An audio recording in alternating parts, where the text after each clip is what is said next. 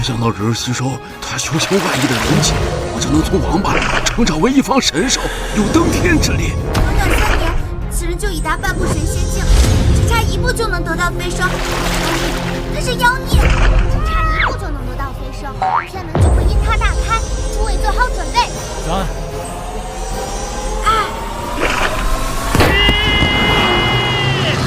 雷电赛的乡亲们，欢迎大家收看《荒野求生之寻找仙人》栏目。我是当红明星李娇娇小姐，荒野专家井口先生，求生专家老贝先生，苏家千金苏倩小姐。哇哦！本次比赛规则为1男1女为1组，一共2组成员，而且还有机会继承市值万亿的张氏集团。明星苏家千金，他们居然来了！这昆仑仙人难不成真有改命永生的手段？居然能吸引这么多翘楚！还有啊，如果找到了那位神秘仙人以后啊，就有机会获得永生机缘。各位，主办方张氏特此感谢陌陌 APP 的大力支持。那么我宣布，荒野求生之寻找仙人栏目现在开始。昆仑龙脉不仅有诡异至极的天气，时不时还会出现传说中的洪荒猛兽，大家还是小心点为妙。小小昆仑，不及我樱花山分毫，也好意思吹嘘神秘大侠这块地？生的人那都是烂刷一小的畜生，又能强到哪里去？就是。论胆识，这种极限挑战的运动，大夏能有几个人？论能力，井口先生可是倭国上人，他比他们强1000倍、100倍，甚至10000倍。畏手畏脚，请将这荒芜之地敬为上帝。大夏的男人，压根配不上我们大夏的女子。请看我倭国勇士金山斩龙盘死剑！那你？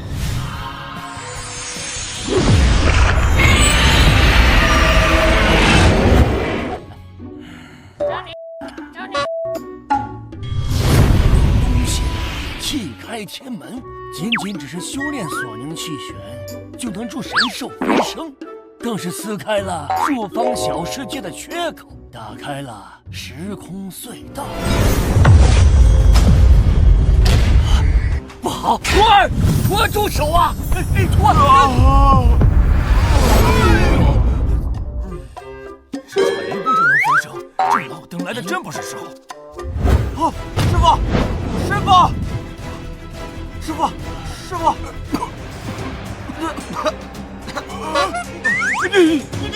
你下山！下山？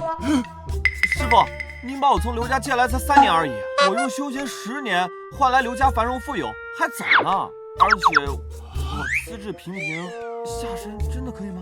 才3年，只是修行外地灵气，炸毁了8个山头，蒸发3条江河，昆仑山脉因你灵气复苏，凶兽肆虐，结界无数。你管这叫资质平平？真武大帝转世3年，那神仙证明如雷贯耳，而你却说资质平平。打逼，打！哦，对了，徒儿啊，这个刘家托你的福，现在已经是荣华富贵了，真的。那个我也知道的，你舍不得师傅，咱俩这如同父子的情谊，为师也。好哎，找媳妇去。凡儿，你等等，你听为师说，就你上山之前，不是跟刘英定亲了？他不是你的命中之人啊，这个是为师为你新准备的。您说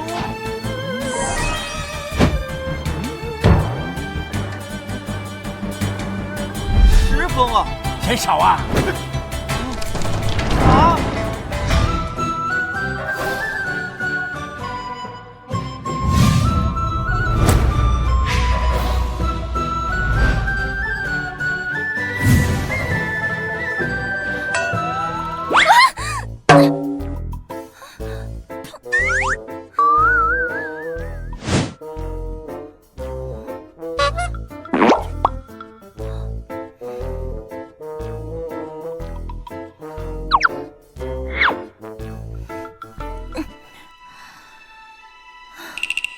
本地，这是在哪儿啊？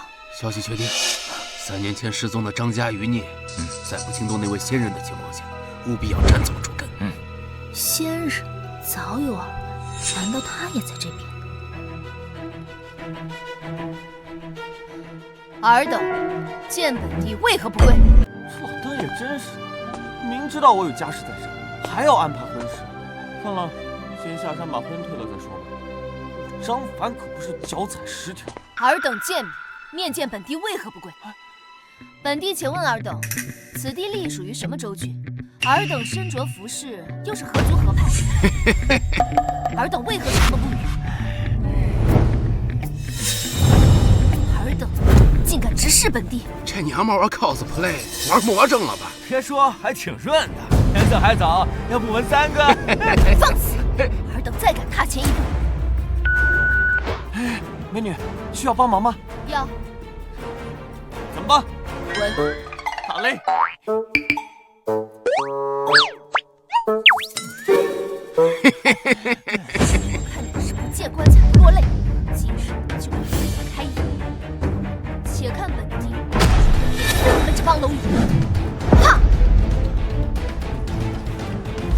开山！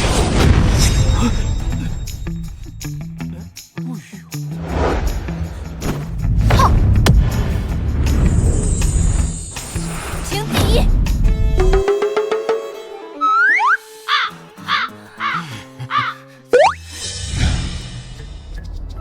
神兽真身！啊！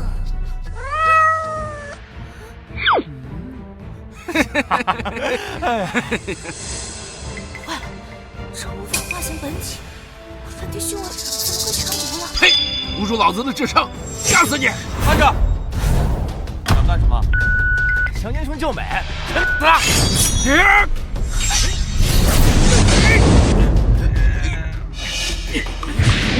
怎么可能？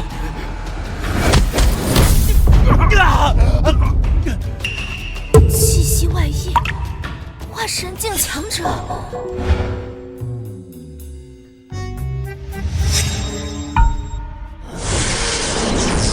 金光闪烁，难道真的有洪荒猛兽？难道是昆仑山仙人？装神弄鬼！我今天都要看看这位仙人到底是哪路货色！我现在就去亲手灭了这个金光，揭穿大侠男人的无能！此方世界灵气稀薄，但他却能突破如此高度。不过区区化神境而已，本帝碾死你，如同碾死一只蚂蚁。不过呢，念在你救驾有功，跪下，成为本帝的奴隶。我就说今天跟红色犯冲。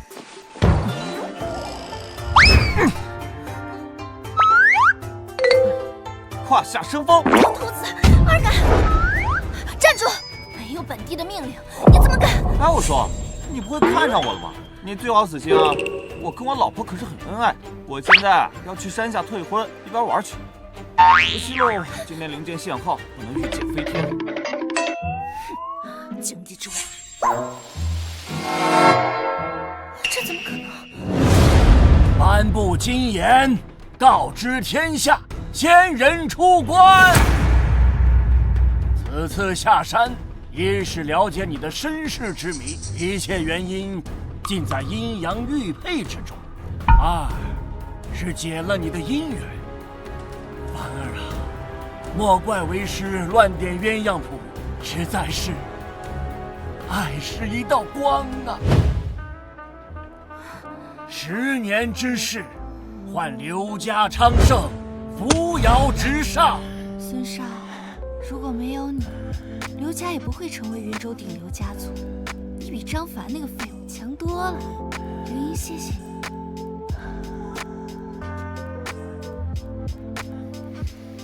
是真没方便。如果不是你求来灵药，我恐怕早就一起。可刘家忘恩负义，不识真龙。别闹，儿子踢我呢。当爹的今天就让他看看，什么叫棍棒底下出孝子。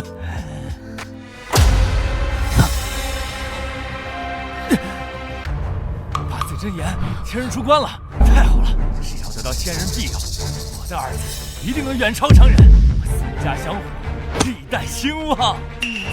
仙人赐要助我新生，救命之恩无以为报，一定要找到他。通知娇娇，此次荒野求生，不惜一切代价寻到那位仙人，哪怕是为奴为婢，也在所不惜。1年前我3败9寇，我出性命为苏浅那丫头求归书一方，即便不能喜结连理，即便只是因此结识仙人，也足以让我苏家万世永昌。金光消失了，看来这昆仑仙人看到我们来了，立马就跑了，弹药如数。我与本先生王家之情万一，连鬼神都要求为3分，更何况是大侠的废物。大侠准备，何必长头芦苇，与我决一死战！我的眼睛，我的眼睛！敢在本帝面前自诩仙人，本帝倒要看看是什么货色。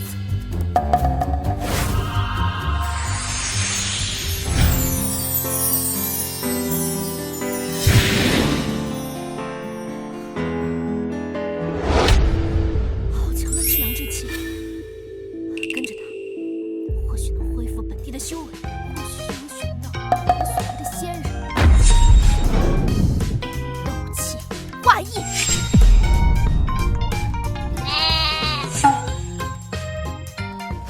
气化翼。斗气化翼。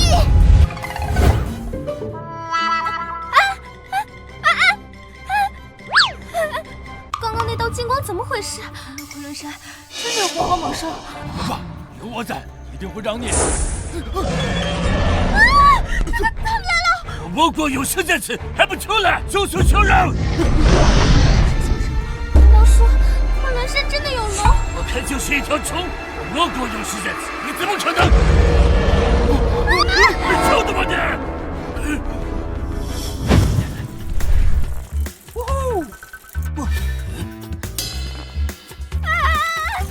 有才女击下的，统统闪开！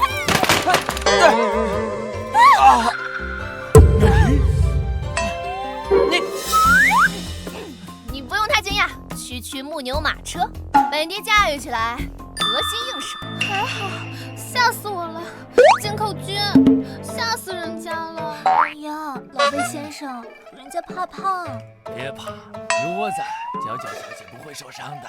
人家现在不叫李娇娇了，我现在有英文名字叫 Rose。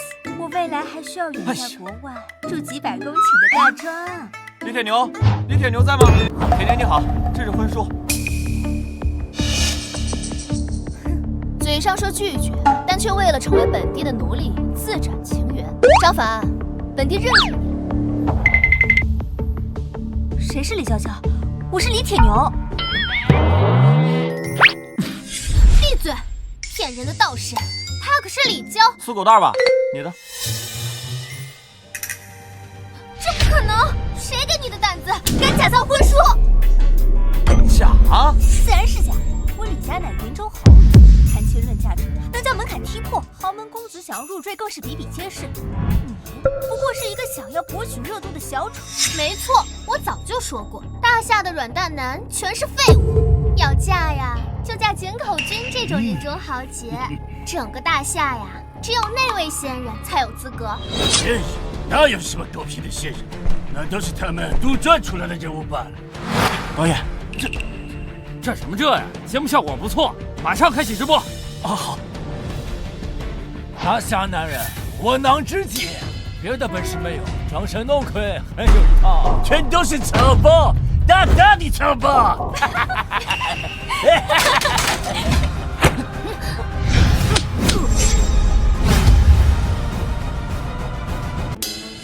非我族人，其心必异。张凡，本地命你以大荒求天旨，速速将其镇压，斩杀，当场将其斩杀。啥？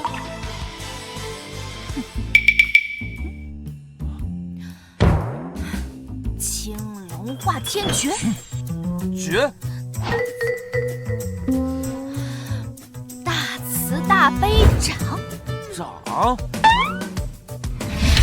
你虽是化神境蝼蚁，但此等低阶武器都不会用，看你用啊，这是节目组安排的最后一组成员吧 ？cosplay 有趣。拜托，这个姐姐太可爱了，一定要让她参加节目。2巴掌真抽到我心坎上了，姐姐我爱你。父母之命，媒妁之言，本不该违逆。但是我有老婆在身，我老婆刘莹正在家里等着我回去呢。放心，这婚呀是我要退，与二位没关，雷劫我来扛，因果我来负。至于这2巴掌，就当是在后花园搞节目的惩罚，是在后花园搞节目的惩罚。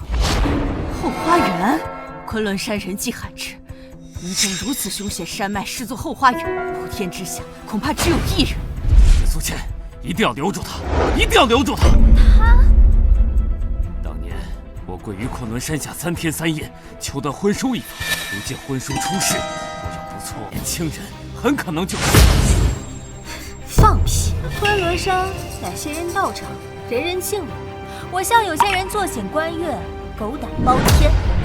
上节目扮丑，混一口饭吃，伪造婚书，假装深情。我笑你有眼无珠，不识泰山。你自己很清楚，自己配不上娇娇小姐，才提出退婚，保全颜面，配不上指头，还怪配偶落得太高。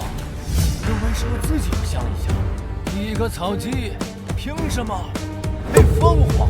呸！停！难道你还想说你成全了这2位小姐吗？婚约已退，2位自可当作无事发生。至于成全，自然普天之下只有我才能扛住天道即位，因为我即是天道。能与天道比肩的，只有那位仙人。快，马上给我联系李娇娇，若她再敢出言顶撞仙人，有10条命都不够她赔的。是，家主。小祖宗啊，你可不敢胡来呀！我们可惹不起呀！不可能，难道他张凡真是？不过就是想赖在我们节目学习外国小哥哥的生存技能，吃点剩下的残羹剩饭。就是，还后花园，就连井口君这样的存在，面对这山中的野兽，只有90%的把握。就你懂什么叫生火吗？你懂什么叫打猎吗？你懂什么叫荒野求生吗？身上披张狗皮，就以为自己是那位仙人？我告诉你，你再怎么捯饬，也盖不住你身上的土狗味儿。天谴！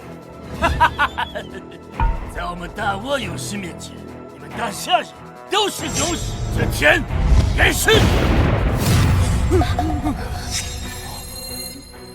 好，既然如此，所有后果自行承担。真把这假婚书当成免死金牌了不成？啊！哎呀，使不得啊，娇娇。哪怕它是真的，那又怎么样？我告诉你，接电话！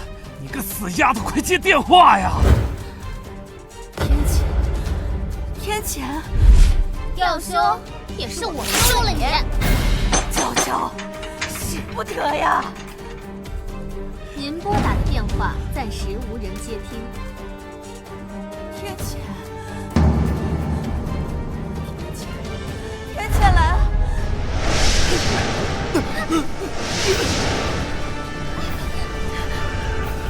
这不可能！难道你就是？可能，张凡，他怎么可能是仙人呢？狗屁天谴，不过是他儿子在替你罢了，说明他很健康。他张凡那个废物要是仙人，何必以废物的身份入赘你们刘家？他要是仙人，当什么缩头乌龟啊？哼，闹了半天，光打雷不下雨，这大夏的仙人果然也是草包啊！张凡，你不是说天谴吗？我们怎么什么事儿都没有？天道严惩，降九族宗亲，气运溃散，厄运缠身，不日将落在你等身上。你们李苏两家的覆灭，只是时间问题。还装？你张家祖坟长不出成仙的绿蒿子。刚才之所以雷声大作，肯定是因为你惹怒了仙人，害得仙人为怒大作，竟能随意操纵天道旨意，呼风唤雨。这所谓的仙人倒有些本事，或许他真能撕开虚空，让我回到属于自己的世界。好，今日进山，本就去会会这所谓的仙人。还进山？你想得挺美啊！且不说你亵渎仙人的死罪，你真以为这山是你想进就能进的吗？此栏目由云州最顶级的张氏举办，我李家备受张氏赏识，魏先生拥有全球粉丝近1000万，人尽皆知。我苏家嘛，那是第一医药世家，井口先生啊，更是人尽皆知的风云人物。我俩乃天作之合。想入局夺亿万家产，求仙人臂，且不说你够不够资格，连最起码的男的你有吗？哎，我向你误会了，我还要回家，没工夫跟你们。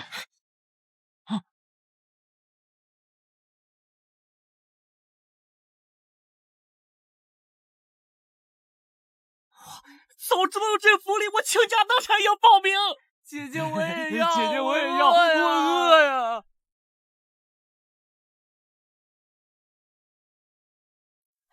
我这个野狗，竟然当着镜头的面跟别的女人乱搞！幸亏你怀了孙少的孩子，要不然这绿帽子现在戴你头上了。立刻报名参加栏目，我要让这个吃里扒外的东西身败名裂。这婚，我要当着他面里，我要让全世界的人都知道他是有多么的废物。你们，导演，你看看他们俩，你们两个不要脸，当着这么多镜头，这么多人面亲嘴，你们俩简直……那咋了？那咋了？我上早八，你算老几呀？谁让你叫停的？亲嘴？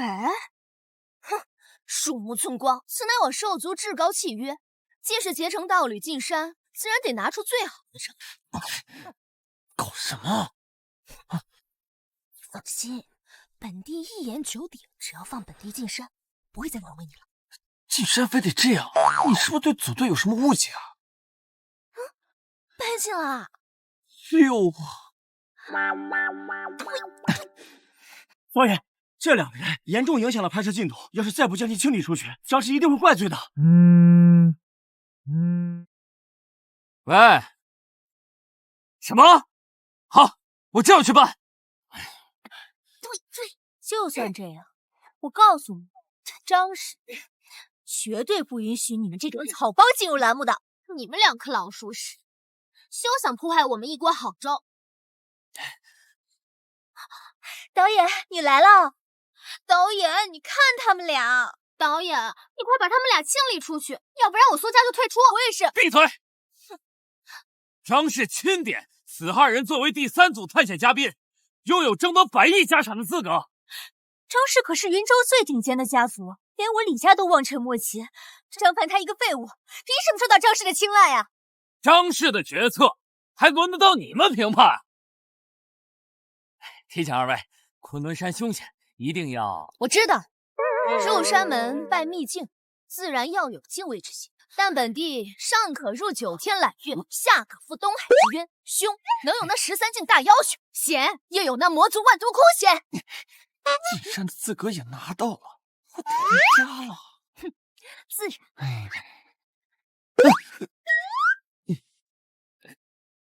哼，尔等人没伸舌头就不用负责了吗？我去，走。好啊。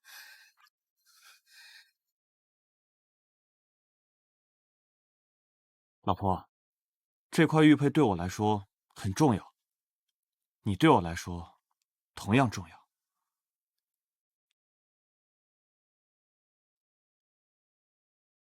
张凡，你背着我偷腥，闹得人尽皆知，当着镜头的面付之廉耻，你对得起我们的婚姻吗？老婆，大夫已经说了，咱儿子什么事都没有。进入栏目合适，协商的怎么样了？我要见他，我要让他当面跟我说清楚。张氏在云州一手遮天，3组人员只有淘汰或者出现意外，才能采纳其他人员。我已经向张家家主请示过了。你放心，有仙人赐药这层关系在，找到仙人的只能是我们。而且昆仑山凶险，张凡能不能见到你，还是个未知数。爸，那2人已经安排进来了。让他们把眼睛擦亮点。张祖师曾放出消息，仙人有法器傍身，用来证明他的身份。是。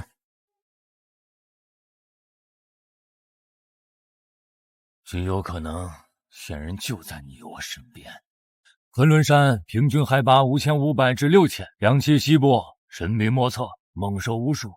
此地昼夜温差极大，寻找仙人的前提要保全自身，没有火堆，我们很有可能冻死在山里。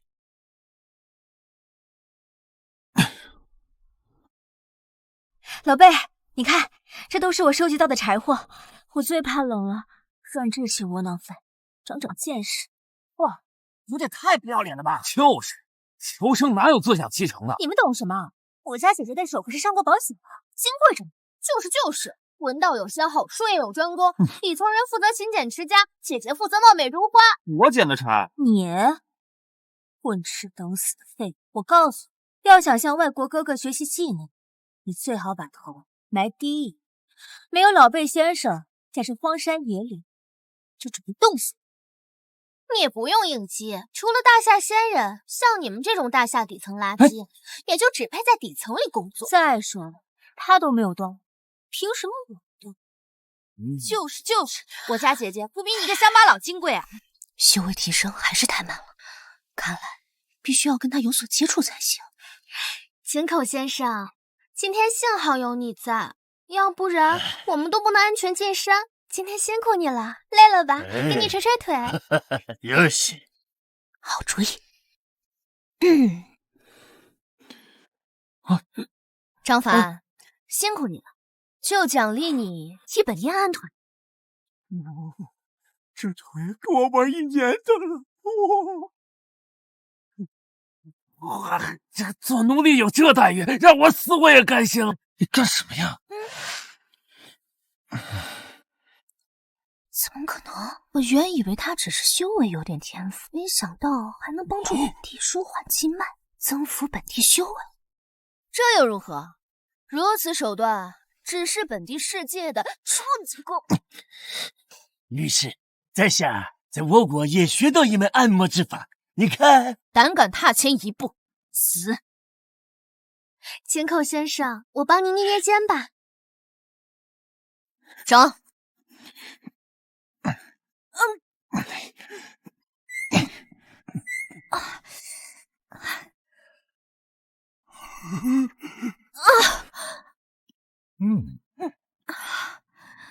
贝先生，人家怕黑，人家还怕冷。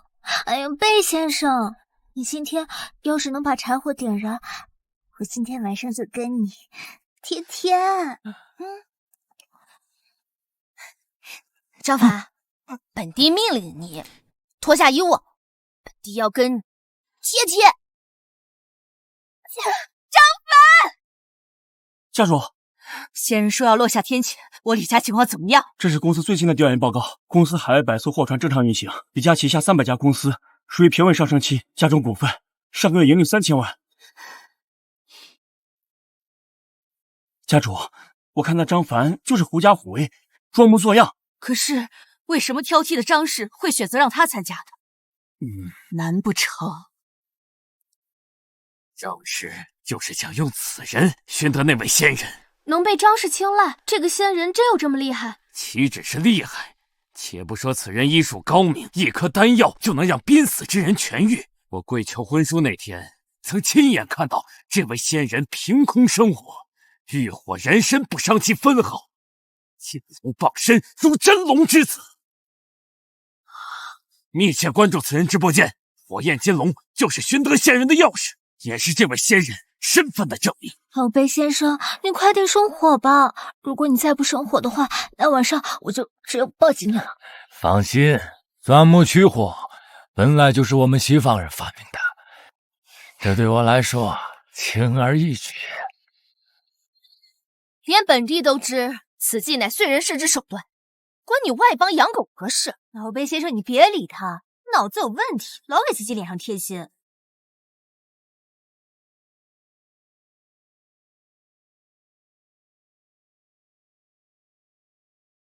我有的，但是某人想坐享其成，我绝不答应。放心，在这山上没有我的头，你不是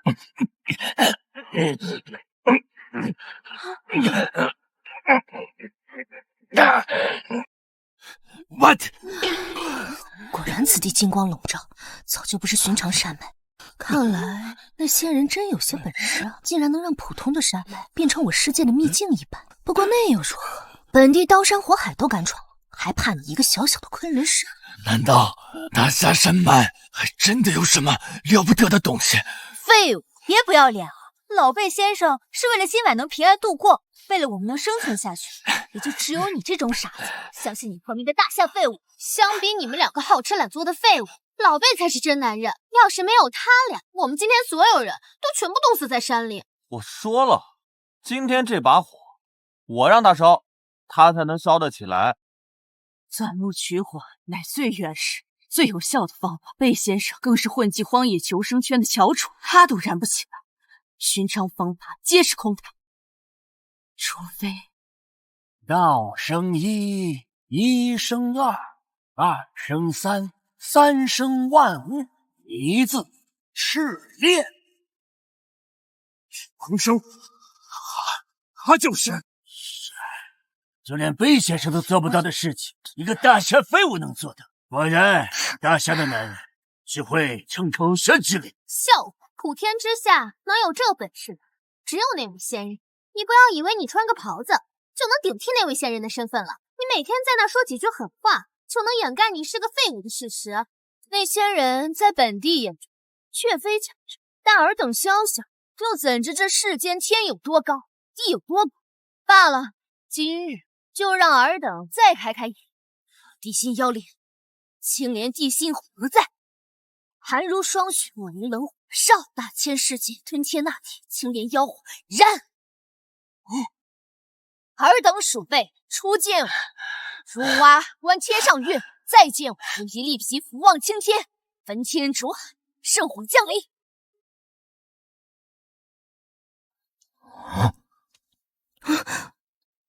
完蛋！当下修为竟连最低等的武器都无法使用了。我说你们两个每天除了丢人现眼，你们俩还会干嘛？我还以为这位女士真的懂什么了不起的技能，只是逞口舌之力。今天这把火要是真的能点起来的话，我会想磕头可响头。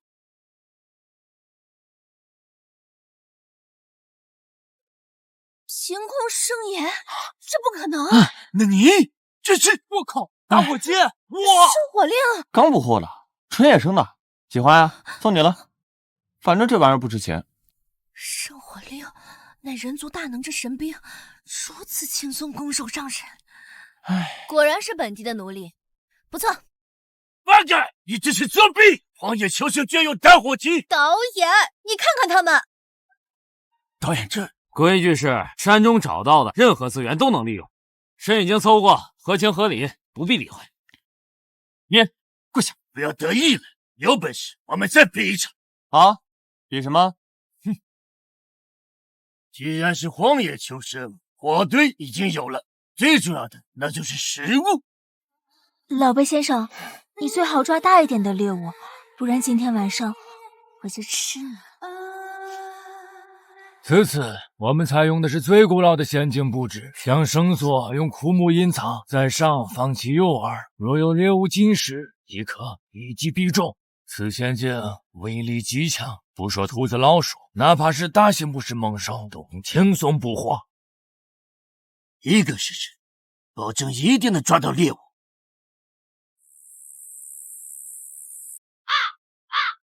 林中的鸟兽无数肉眼可见，怎么一只都没来呀？废物！我告诉你，老贝先生打不到，你们也打不到。井口先生也是为我们生存做努力，哪怕失败了，他也是个有担当的男人。张凡，别怪我没提醒你，你要是还无所作为，你就输了。谁说我没主意？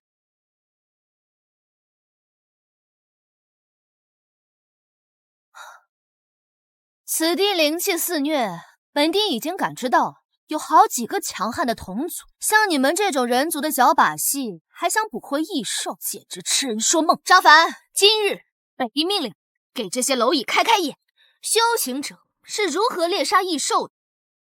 9天困龙阵何在？别吵吵，忙着呢。没诱饵啊？哎。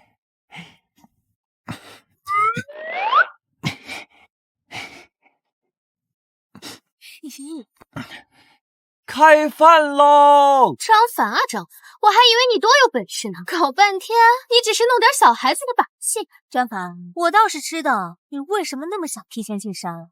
你是想寻求仙人给你看看脑子吧？我看就是仙人下了你，也建议你再回炉重造吧。张凡，你到底怎么想的？这寻常人族把戏根本就捕获不了这山中凶手，更别说你这简陋陷阱了。还有你那……咦，姜太公钓鱼，愿者上钩。这怎么可能？我等待数月，终于等来这一天。别跟我抢！白虎，这份地缘是属于我的。本地所材果然不错，此人拥有滋养万物之能，极有可能是极为罕见的旷世圣体。只是没想到，仅仅只是身上褪下的污垢，就能引发凶兽为之哄抢。这些可都是绝大一方的存在，大打出手，据说……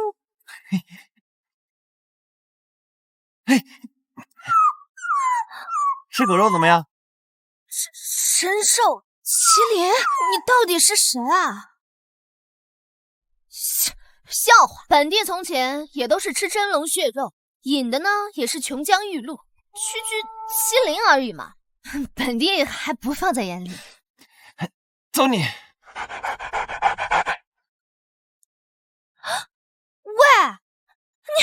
你这怎么样？现在你们满意了吧？张凡，算你识相，小狗它那么可爱，怎么舍得吃它呀？可多，又能多到哪里去呢？若非他人不同意，他早就痛下杀手。大夏的男人啊，就是个饥不择食的畜生。别无放矢，东西的未能食用，何谈输赢？我要如何屈服于你？我大倭使者传送上任秘书今日，要让你见识见识大夏废物倭国勇士的真实差距。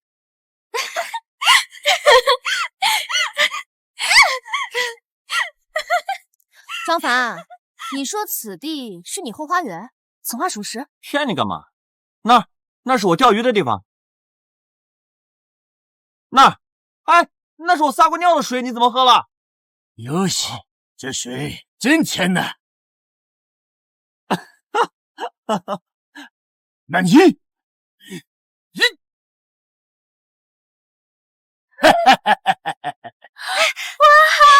昆仑山灵气四溢，这鱼明显已有灵气，能被轻松命中，此人倒是有些手段。井口先生就是厉害，某些人看到了吗？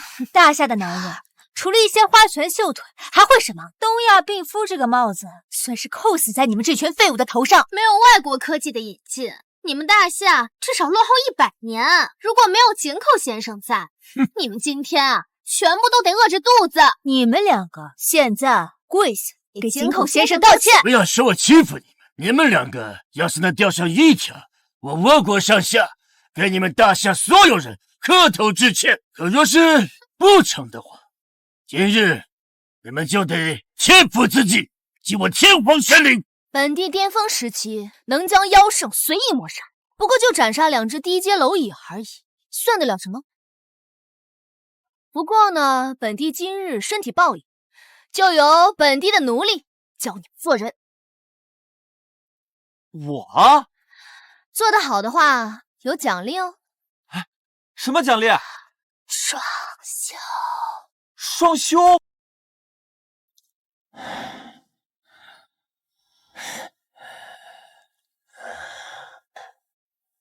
别害羞，这只是夫妻间的小游戏。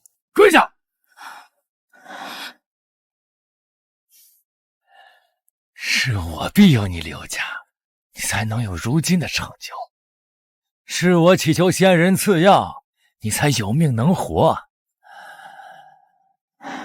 老婆，我爱你，所以就主人。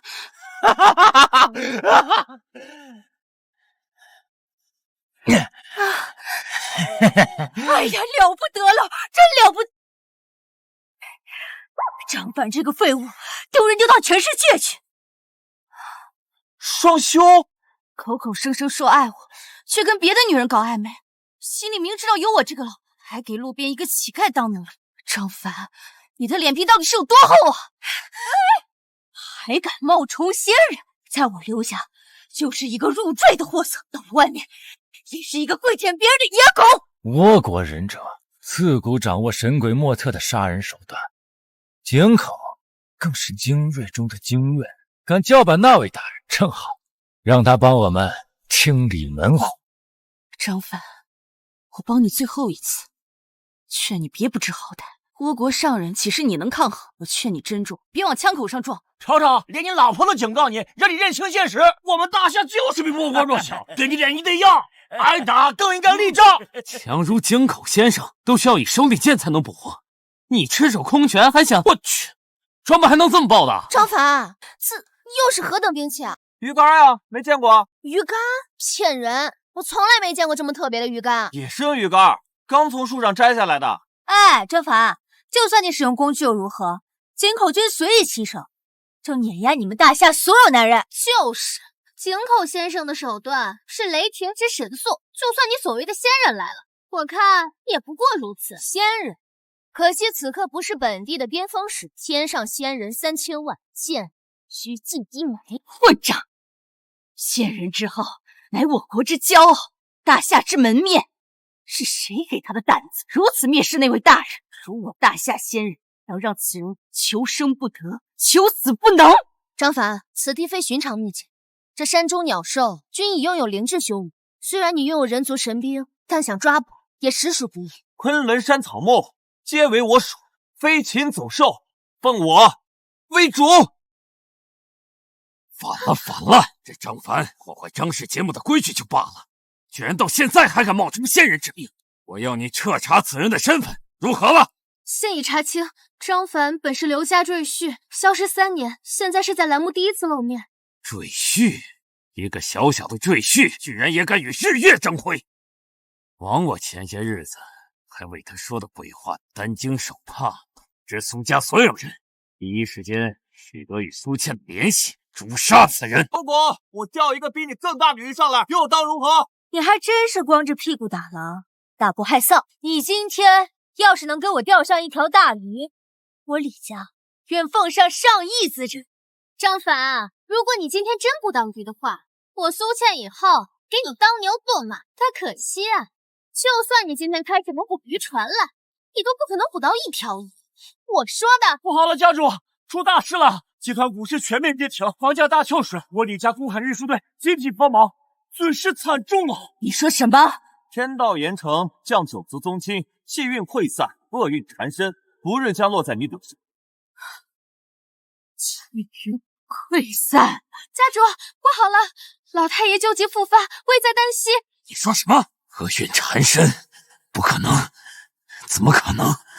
如果他是那位仙人，他完全可以徒手生火才是。如果他是那位仙人，那他吊的。我以昆仑山之主名号，令尔等入宿邀功。玉不知，井口就见3米水花，可张凡仅仅甩竿就有大道的人，入水更是万丈旱潮。张凡，你到底打算钓什么？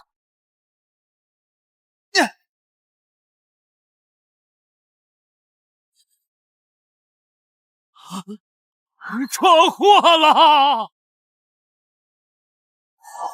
龙，大夏真的有龙！大夏的生灵从来都是贱美，举手也敢自称青龙。妈，天皇兵代表倭国前祖，我就让你见识见识！井口先生，井口先生！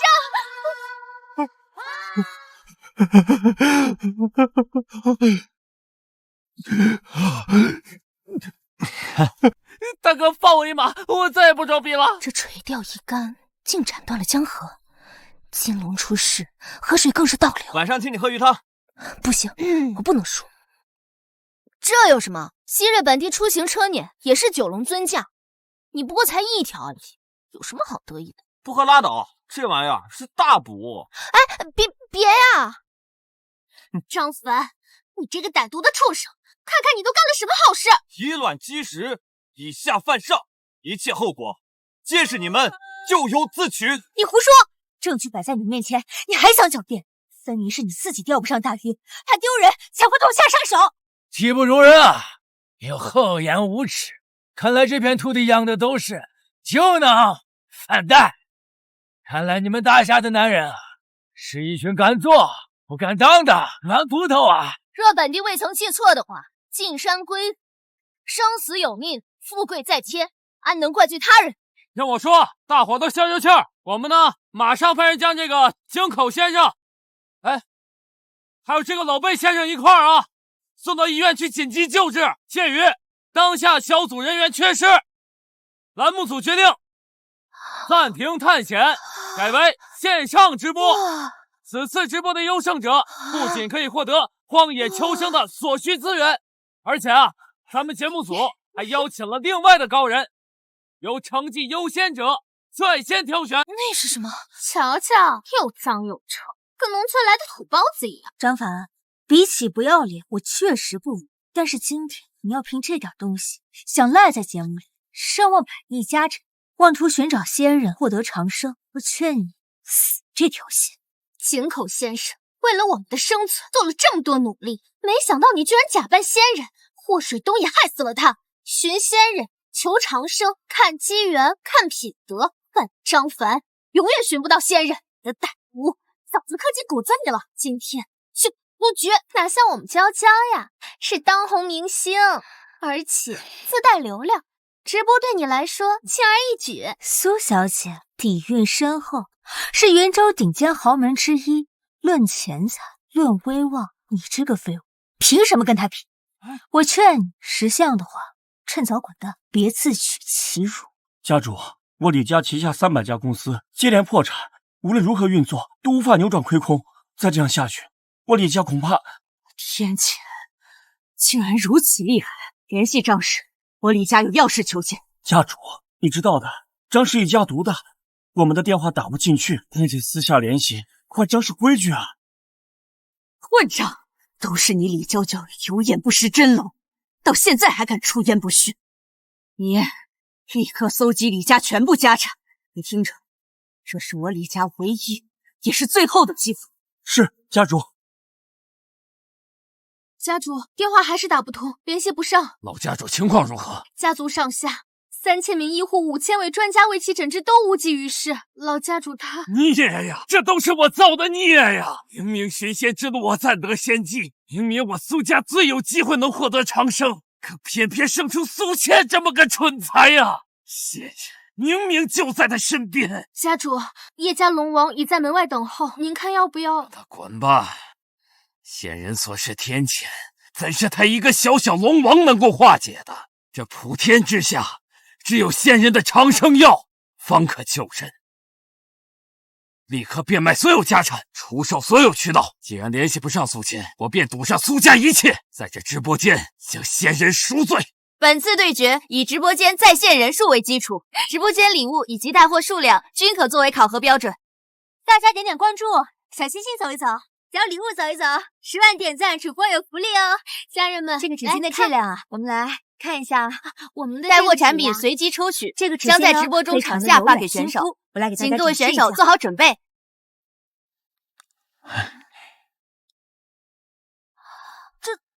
此物竟然将本地的容颜拍得如此真实，难道这人皇镜？这可是人族神兵！张凡，哎，姐姐，这个叫手机，现在正在开直播呢，现在全世界的人都能看到咱们2个。全世界？对。那岂不是本地的手下也能看到了？对。手指日月摘星辰，天下无我这般人。天龙圣主，万妖帝皇，负天尊，三圣何在？青龙白虎，朱雀玄武，百兽仙宗万千弟子，听吾号令！野猪精拜见宗主，王八怪拜见宗主。这个发光的图案是陌陌交友软件，搞对象用的。对象？对，就是男的、女的。哼，你干嘛？一派胡言！追求道侣应该遵循自己的本心才行。累死我了！难不成此物还懂读心术？你干什么？直播呢？妈呀，姐姐你太可爱了，好想亲一下。亲一下。你这是干什么？众道友的提议。众道友的提议，那你去亲他们呀！你亲我干什么？好。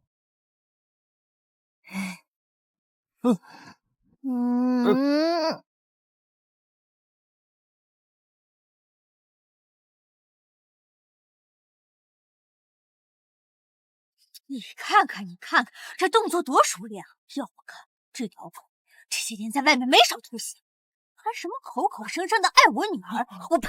哎，还有这个小狐狸啊，勾引张凡的废物也就算了，还迷惑我们孙少。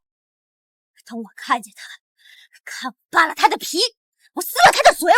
我原以为冒充仙人只是为他的无能找借口，我原以为偷腥只是他们这种底层废物的现状，可现在他居然想破坏我的家庭。老婆，像这种人渣，咱们是一定要找他当面说清楚的。但是在这之前，井口和老魏的2位师兄可是1等1的武道高手，杀死了他们的师弟，还招惹了苏家、李家，他可没好过。打开陌陌心动匹配，说不定大家可以遇到跟我们嘉宾一样的心动家人。睁大你的狗眼，好好看我！1万张面巾纸，我李潇潇10分钟就完成交易。你这个废物，凭什么去讨要100亿资产？又有什么资格去争和仙人的一面之缘？哼，3万支牙刷，半小时。2位小姐不仅在最短的时间内完成最高的交易，除此之外，观众数量达到10万加，1个小时之内突破100万交易额。张凡，在山里你靠作弊投机取巧，但是在外面，全世界人民都可以作证，就是一个一无是处的废物，社会最底层的垃圾。你什么你？害死井口先生，狂妄自大！今天我就要揭开你们大夏男人的遮羞布！贪图他人的能力，嫉妒他人却不自觉，就是你们大夏男儿的缩影。你也不用这么骨气，只要你今天能够直播卖货赢了我李潇潇下辈子给你提鞋。好。哎，最新数据啊，张凡直播间在线人数已经突破了300万。300万？什么？这么多人呢？这不可能啊！就连当红明星李娇娇都不能突破300万。不是，在这儿呢！作弊，在作弊！我没有。继续。多谢这位道友的帮衬，祝四海八荒同僚，五运昌隆，鸿福齐天。能为陛下效力，我野猪精无怨无悔。笑死，怎么都入戏了？姐姐，谢就不用了，你给我们比个心呗。比心？比心？本地找到。哎，你这是干什么？大庭广众的。你真以为你们这样就赢了吗？一会儿有你们好看的。就是我和李小姐的输赢还尚有机会，但你张凡绝对不可能见到仙人，因为你根本就不可能赢。疑心是什么？这个。这样比心。对嘛？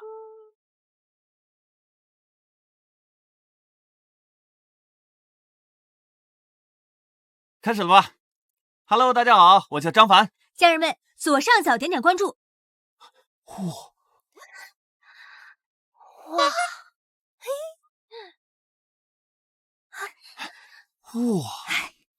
张凡，此为何物啊？我原本以为你们人族只有木牛马车，可没想到此物虽不比那9龙车辇豪华，但却极为舒适啊！虽不比那9天鲲鹏神速，但胜在私密。本帝要是乘此坐骑，开往9天圣域，一骑绝尘，万物空，四海八荒，富有好。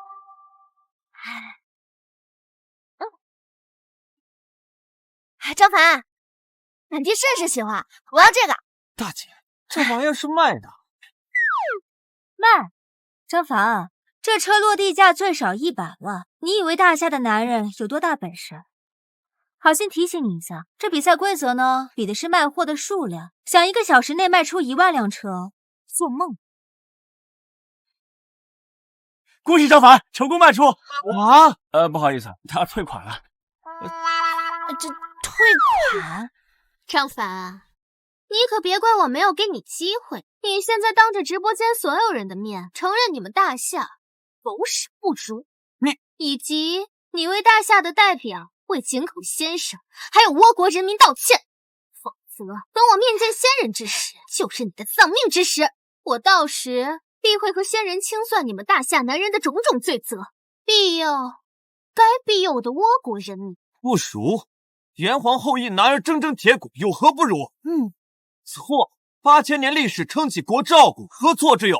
输，我看今儿输的不是我吧？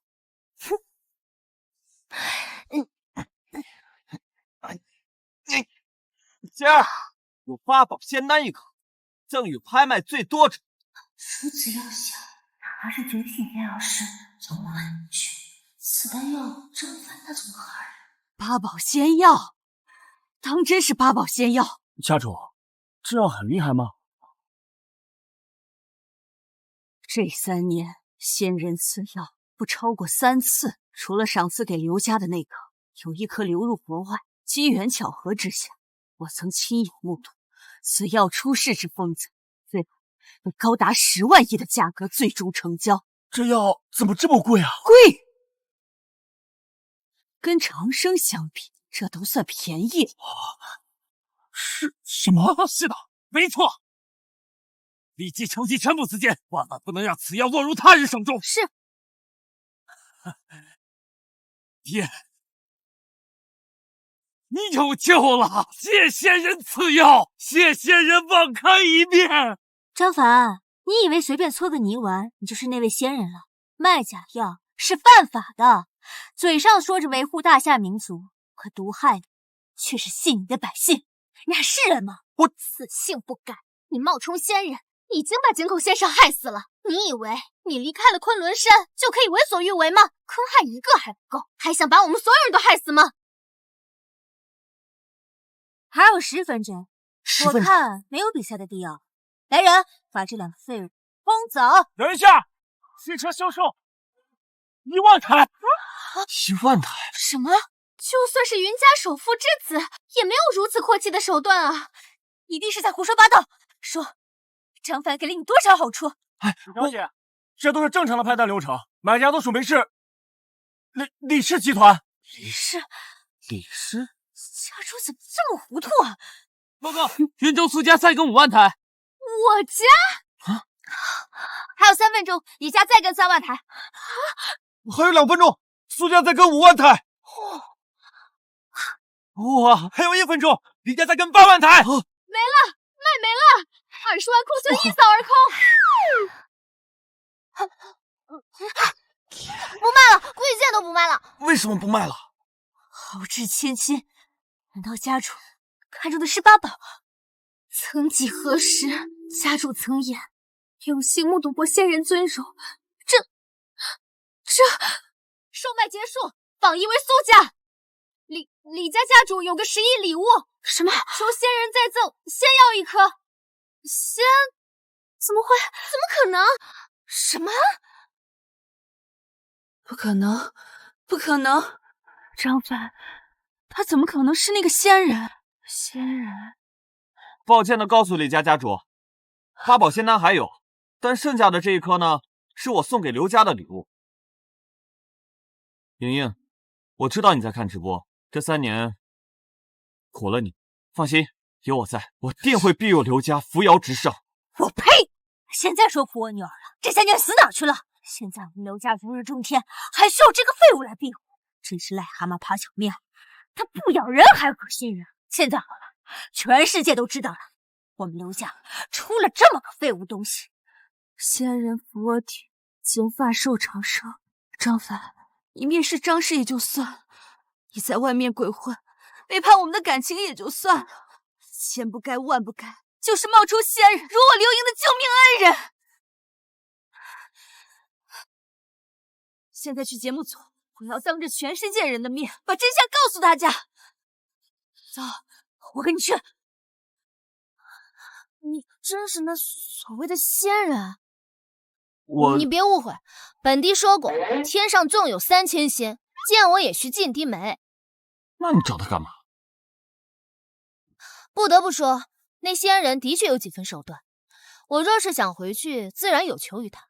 你若与他相识，就传本帝口谕，他若能替本帝撕开虚空，顶尖秘法、天地瑰宝、钱财、黄金，甚至连9天星宿，本帝也可替他摘夺。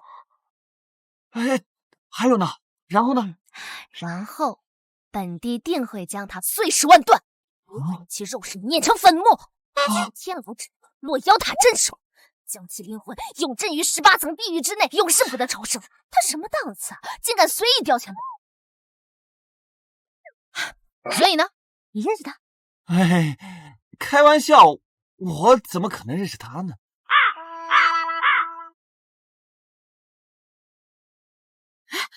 张凡，跟上，快！拍下！老婆，妈，你们怎么来了？你个废物东西，你没资格叫我妈！怎么打了呀？啊，都是他妈，女婿吗？让我回家给你解释。家也够了，就想回家了。哎，别拍了！看看，这个才是我们刘家的好女婿，而你，只是我们刘家不要的一条。张凡，当初答应你入赘刘家，是因为你说过你会保佑我刘家繁荣昌盛，你说过你会尽你最大的努力维护刘家。可你除了消失3年，当了3年缩头乌龟，你干了什么呀？我干了什么？我以入山10年为誓，换师尊佑刘家昌盛。我赐仙药于你，救你性命，难道不是我的努力吗？你放屁！我们刘家能有今天的成就，那全是依靠着孙尚，是他带着我们刘家走向前所未有的辉煌。也是我在你不在的日子里陪伴在莹莹左右，更是我开垦播种，你都不知道他有多渴望当一个母亲。你更不知道的是，他在床上有多用力。孙少不仅给莹莹求来了仙药1颗，而且还庇护我们刘家平步青云。如此善缘，仙人必定庇护我的好女婿，还会助我未出生的小孙女鸿福齐天。而你这条我们刘家不要的野狗，你竟然敢大放厥词！你还说是我们家莹莹的老公，你真是把我们刘家的脸给丢尽了你！尚凡，我劝你啊，还是早走吧，这样死的不会太惨，丢人丢到全世界。你冒充仙人已经引得雷霆震怒，光是害死贝先生和井口，他的2位师兄都不会放过你的。无耻之徒！你说什么呢？有情人终成眷属，当3拜9叩，叩天叩地叩父母，敬心敬事敬对方。张凡尚且坚守本心长达3年，可你呢？为求功名，将自己当成商品变卖。你已怀了他人之子，又有何颜面在这里大放厥词？是你先背叛婚约的，你又管他所行何事？其实呢，我会跟你达成契约，是因为我早就用授宗秘法看透了你。从第一次见你的时候，就观你印堂发绿，生机盎然。三爷，陛下他没毛病。我说你谁呀？你管我们家的闲事？来，你好好的看看啊，这白纸黑字写的清清楚楚，他张凡就是我们刘家的一条狗。你管我女儿肚子里到底是谁的？我告诉你啊，跟你没半毛钱关系。操，这女的好不要脸呐！糟糠之妻不可弃，结发之夫不可欺。你都怀别人孩子了，还好意思指责人家背叛婚约？陛下揍他，打死都算我的！哇塞！我第一次见你们人族修士竟将不要脸发扬到如此程度，看来本帝要动真格的了。诸位道友，谁愿起剑，助我斩杀这14境魔修大妖？起剑！恭贺女帝大人翻身！翻身！你想干什么你？你放心，本帝自然不会以大欺小，来你人间嘛，就要用你人族的规矩对决。哎呀，老虎不发威，你拿我当 Hello Kitty 是不是？开掌！天晴了，雨停了，你又觉得你行了，我实在忍无可忍，不说你不行了。拿着麦克风就说你这种没实力，在背后说三道四，以为自己挺神气，别在欺骗自己，你根本没有勇气。也许你自己的无能使你这么没有自信，只会装模作样，那根本没有任何意义。真正的强点在这里，你不用装了那么神秘。长大却要起码生土点锅盖，还说你是中国说唱界的东方不败，你长得就创意，活得就有勇气，丑不是你的本意，是上帝发的脾气。你活着浪费空气，死了浪费土地。绝对浪费人民币，如果没有你的存在，怎么能衬托世界的美丽？一个一无是处的道士，一个装疯卖傻的傻子，两个人倒挺配啊。张凡啊，张凡，我说你出轨也该挑挑对象吧。我女儿受仙人庇佑，以后必定是人中龙凤。孩子的智商可随妈，你是废物的事实已经坐实。你找这种白痴，是想负负得正啊？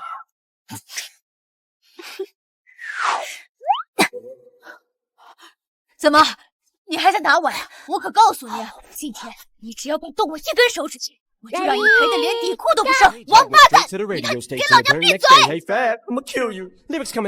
教你练刀，练剑，练剑，练练练上练下剑，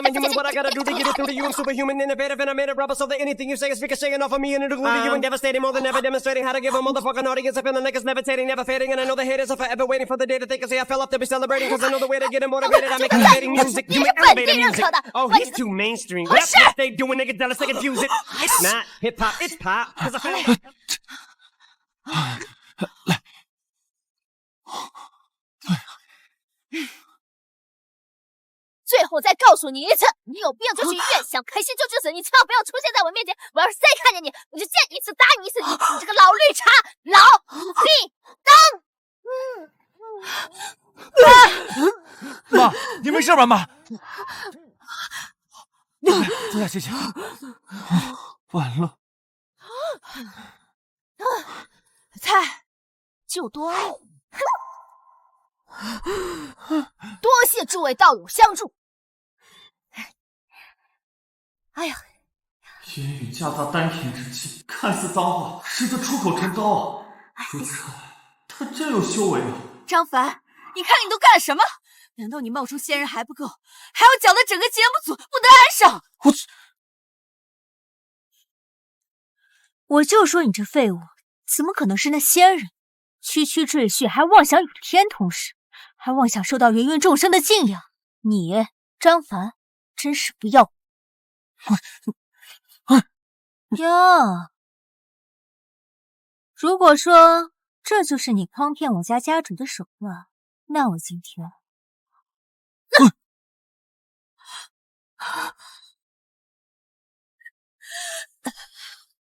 我穷其一生就想要这一颗长生药，世间生灵所求之瑰宝，竟然被你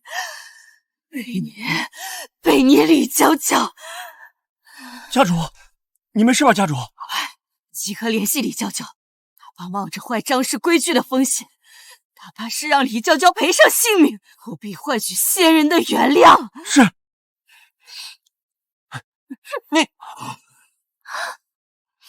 你到底想干什么？我说我干什么？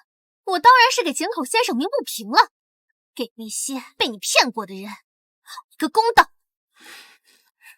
烦了，翻天了！张凡，你以下犯上，若有一天我见到了先生，我宁可不要永生，宁可不要荣华富贵，也要禀告先生，让他让你死无葬身之地。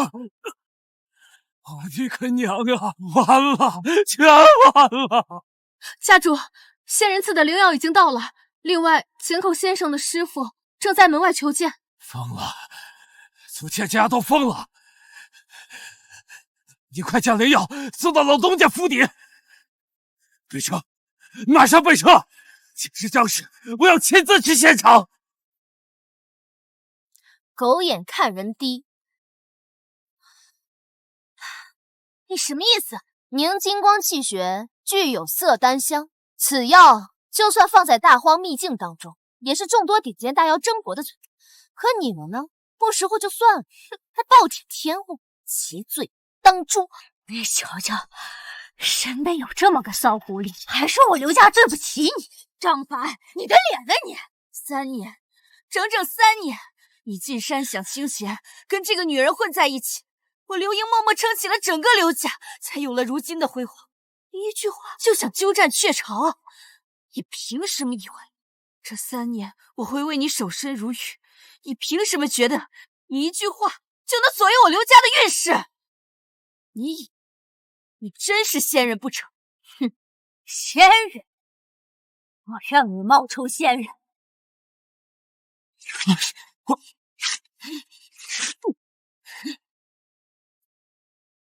你不是会天谴吗？来呀，你倒是天谴呢！就是想看看你是怎么害死我们刘家的。哼，我可告诉你，你要是现在不下跪道歉，一会儿金口先生的师兄来了，连收尸都找不到人。收尸？井口先生的师兄是倭国第1阴阳师，其能力与仙人不分伯仲。你今天……哎，舅舅，电话！导演，喂，家主。混账！现在立刻3拜9叩，敬仙人恩宠，自毁归天，求张凡原谅。什么？你真的是？妈，你的头发怎么会这样？不可能啊！难道？苏家家主到！家主，你听我解释，是我永远不识泰山，我错了，我该死。张凡，我错了，你怎么惩罚我都可以，我求你。难道你？苏家主，就是他毒害了老家主。毒害！好你个臭小子，险些被你给骗了！南药服下，老家主当场口吐黑血，险些气绝身亡。枉我信这是仙人，对得起我对你的信任吗？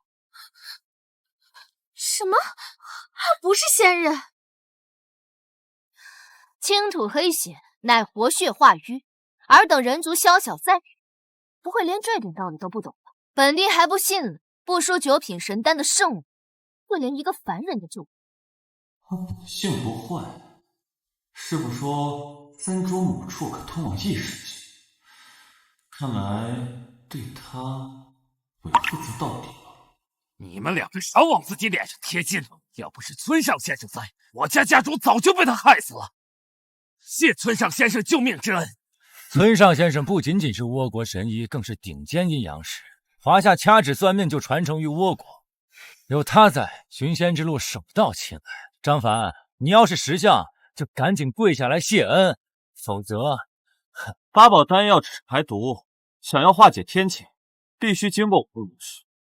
要是让我跪了，你确定你们承受得起？张凡，我原以为你是一个没有担当的窝囊废，一个躲在女人背后的胆小鬼，看来我错了。你既然敢胆大到冒充仙人，胆大到贩卖毒药残害自己的同胞，你还是人吗？没错，老家主就是被村上大人医好的，也只有他能寻得仙人。不好了，家主，老家主旧疾复发，危在旦夕啊！请村上先生带队，寻得仙人，救我苏家于水火。求村上先生带队寻仙。既然大侠的努力诚心恳求，那我不好拒绝了。起来，带我去见见老家主。好。混账东西！我家主如此身份都能虔诚跪拜，你个被赶出门的赘婿，一个混吃等死的废物，为何不跪？我说了，我的跪你们承受不起。张凡，你少在这壮大尾巴了！你邱长生还不想付出代价，我大夏国比不过倭国，有何理由不跪？他说的没错，张凡，你们大夏男人的膝下就没有黄金，你就是一个一无所有的废物。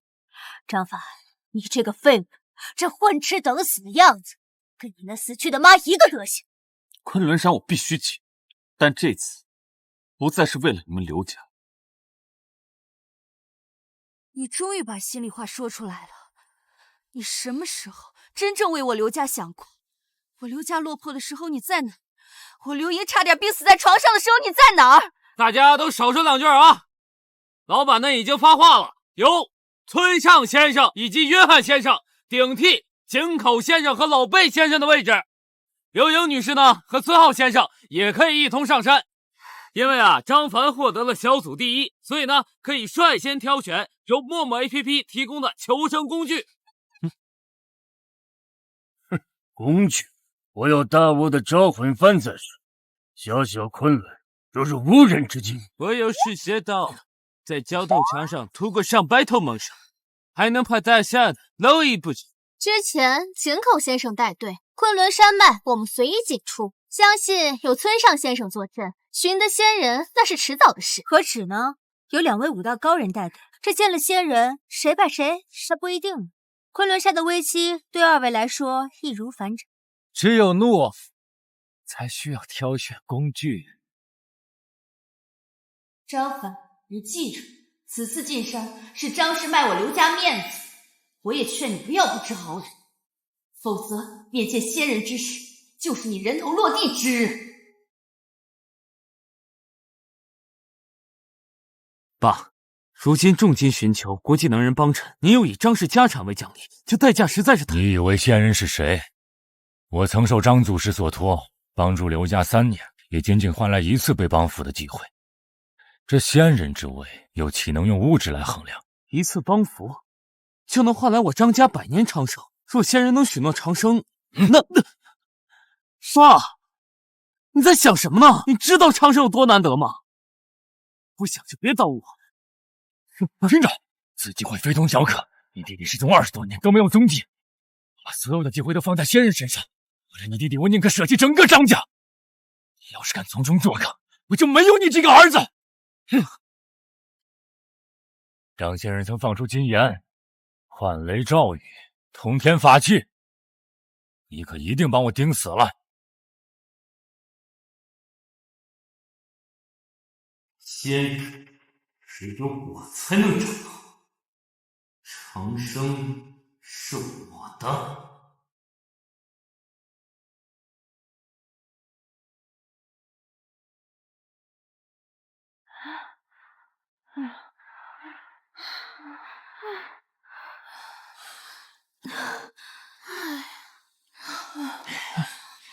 天哪，这昆仑山的天气还真是阴晴不定。老婆，你稍等我一会儿，我去河边给你取水。不好了，不好了，不好了，老婆，河水干枯了。什么？人可以1周不吃饭，如果24小时再不吸收水分的话，昆仑山只有这一条水脉。如果河流干枯的话，那我们就……我想起来了，都是这个混蛋，惹仙人震怒，江河干枯，一切的始作俑者就是张凡。照这么下去，我们所有人都会脱水而死的。如今摆脱困境的方法只有一个，那就是杀了他！杀我？确定？当然应该杀你。如果不是你，仙人怎么可能闭门不见？如果不是你，仙人怎么会给我们降下如此严苛的条件？张凡，你说过你爱我吧？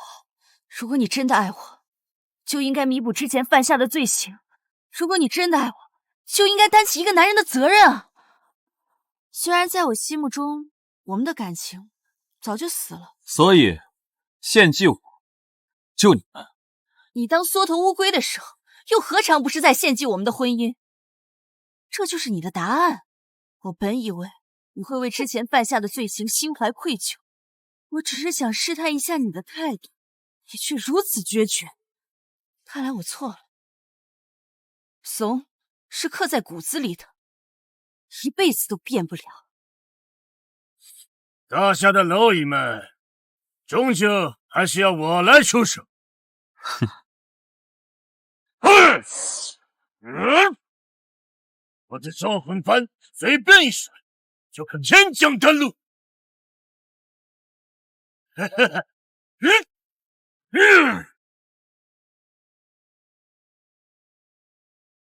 我就知道，只要有村上先生在，不管多大的困难都是小事。村上先生，此话当真？小小大夏，当晚这点数辈之物，别说秋雨，就是你大夏神仙仙民，也得拜倒在我的招魂幡下。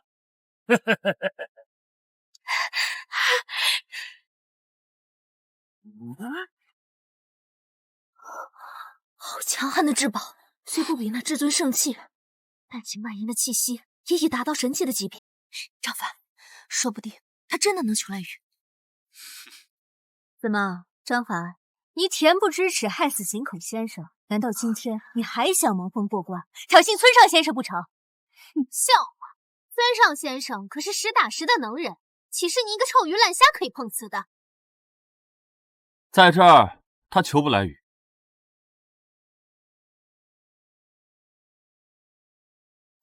我就算用一根烧火棍，也照样赢他。你拿什么赢啊？谎话说了100遍不会成真的，难道一定要看到我们渴死在这儿你才甘心吗？村上先生，我代他向您送上诚挚歉意，请您务必救我等于水火之中啊！他等会儿就会认起，我会让他向您磕头认罪。凭什么替我做决定？因为我不想因为你的无知害死我们所有人。闭嘴！难道你非要害死我们才甘心吗？也许就此就让尔等大夏开开眼。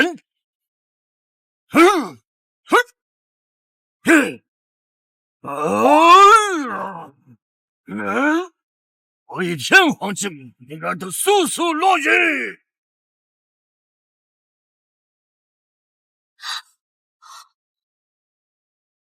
来了，风来了，雨真的要来了。村上先生的手段可真高明啊！张凡，你还有什么话好说？呼风唤雨，招人御风，村上先生的本领完全不输给仙人。那我们还有寻求仙人的必要吗？恳请村上先生庇佑我家族荣幸。一群混账！仙人之能，岂是他这么小国能比肩的？这些饭桶真是疯了！你给我盯好了，如果他们再敢行对仙人不尊之事，即刻清除。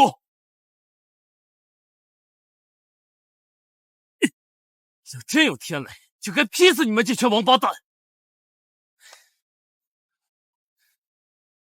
呼风唤雨，风雷掣电。呼风唤雨，风雷掣电。哼！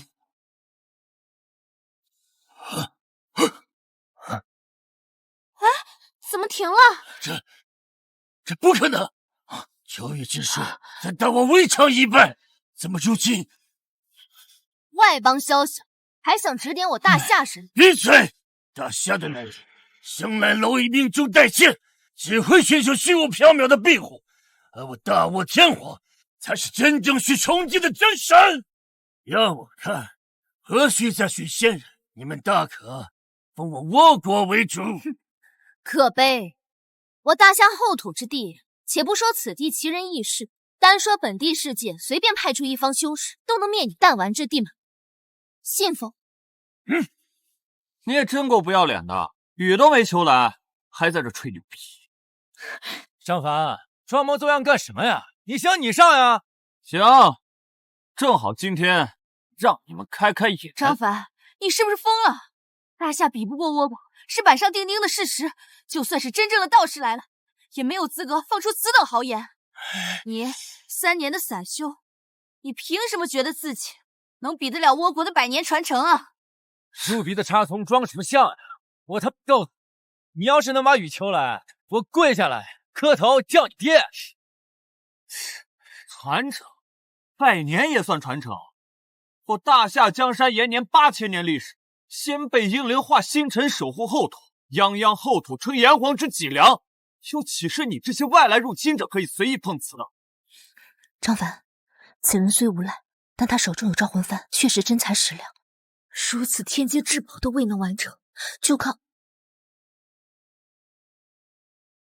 我。一声令牌，向风来！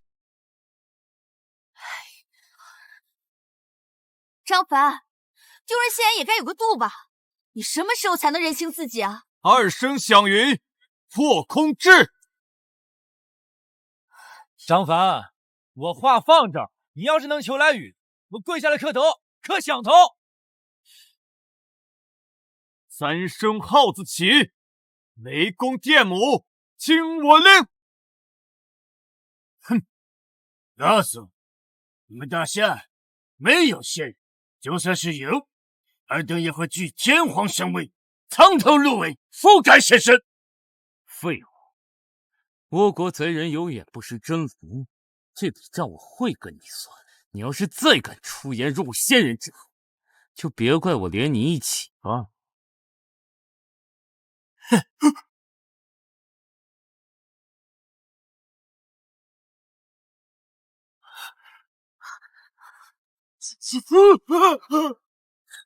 这不可能！竟真有黑云密布，张凡，真靠你跟木棍就……张先生曾放出金言，幻雷照雨，通天法器，你可一定把我盯死了！这不可能！四声天诏令，龙王陨落，郭泰安、金龙何在？这不可能！这呼风唤雨的本事，只有村上先生在大夏这。这不可能！你骗我的，你骗我的，对不对？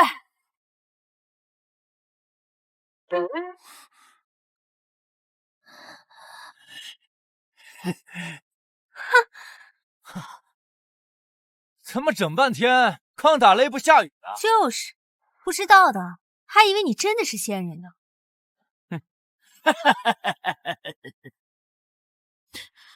龙王去哪儿了？哎呦，哎呀，让我搞了吃了！没办法，我现在只能自己想招了。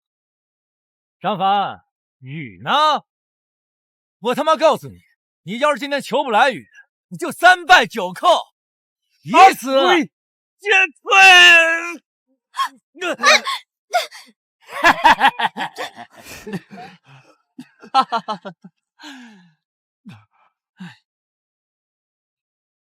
你们要是想喝水，那就让你们喝个够！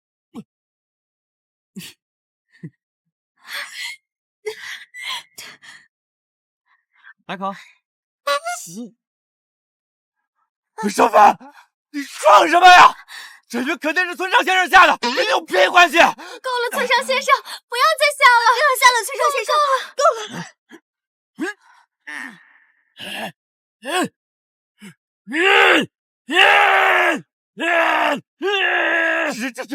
这肯定是地理位置的关系，有种你跟我换个位置。换，来。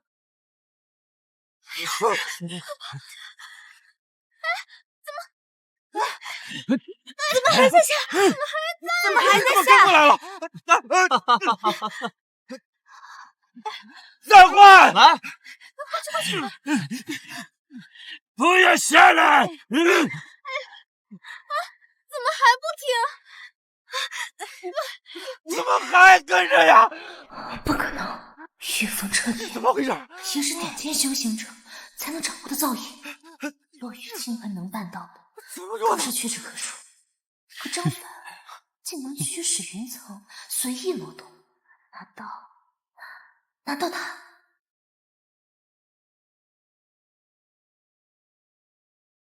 幻雷照雨，通天法器，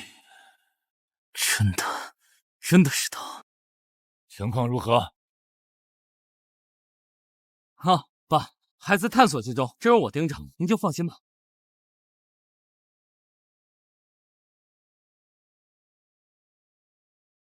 长生的只能是我。哼哼。好冷，村上先生，我好冷啊！我现在立刻砍柴生火。省省力气吧，这山里的树啊，你砍不断。我这把赤血刀乃玄铁寒铁大草，小铁如泥，我就不信砍不断这山中小树。又是一把天阶之宝。说100遍你们也听不清楚。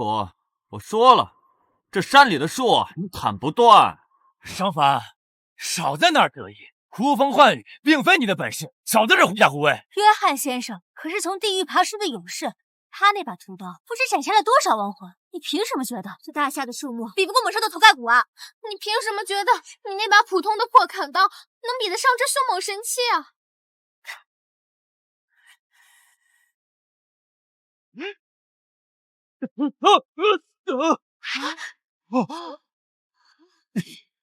这不可能！有鬼啊！有鬼！大夏有不干净的东西啊！大夏仙人究竟是一个何等恐怖的存在？装模作样，张凡，我告诉你，你今天要是砍不下柴，让大家有个什么三长两短，你就是害死我们的罪魁祸首。商凡，你少吓唬人！难不成你拿大夏的破柴刀比得上西方的神兵利器啊？张凡，如今的山中已变得凶险异常，或者一草一木都已经拥有大妖之潜力，你万万不可胡来，要不然你与本帝或许真的会丧命于此。走你！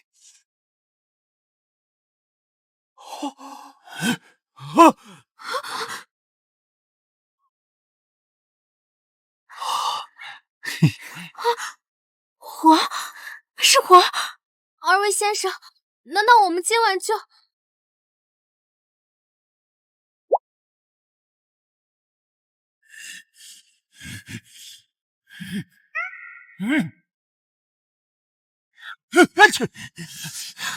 请求没有庇护所，我愿意用我的义务为几位小姐遮风挡雨。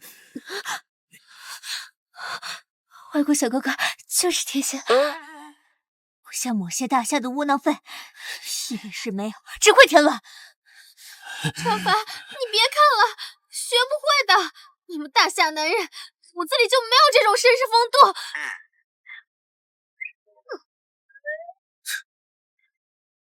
什么？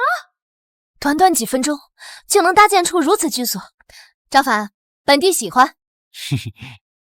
张凡获得的小组第一，可以率先挑选由陌陌 APP 提供的求生工具。哼，张凡，你随意搭建帐篷，破坏游戏规则，这算哪门子荒野求生？就是，真男人往往都是靠自己的双手拼搏出一番事业的，你根本就比不上外国哥哥。张凡，你一点都不睡哦。要不然你们来出。真的吗？哼，想得美！你大夏有古话，强者不求借来之事。今天我一定帮诸位斩杀野兽，用肉香为美的野兽充饥。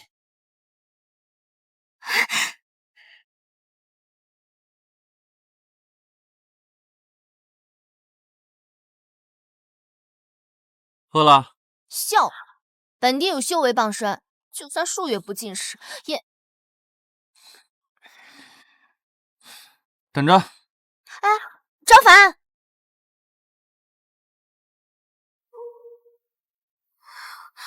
好冷啊！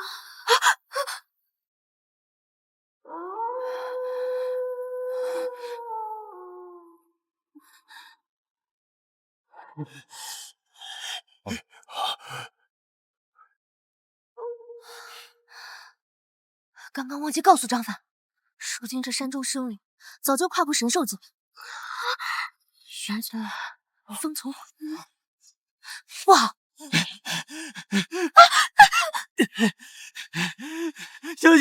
妖怪！妖怪！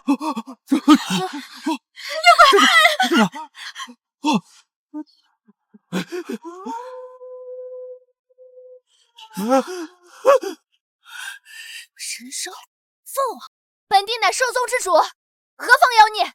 还不速速现身，俯首叩拜！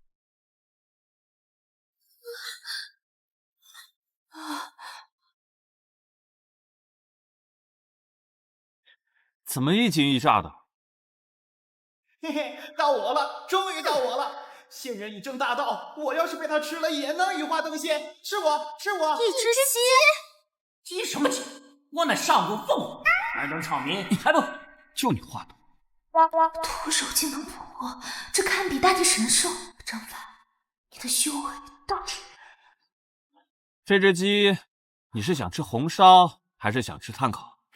当然只有炭烤才能展现我完美的身材。张凡，这鸡还这么小，放了吧。放你妹呀！你丫算什么东西？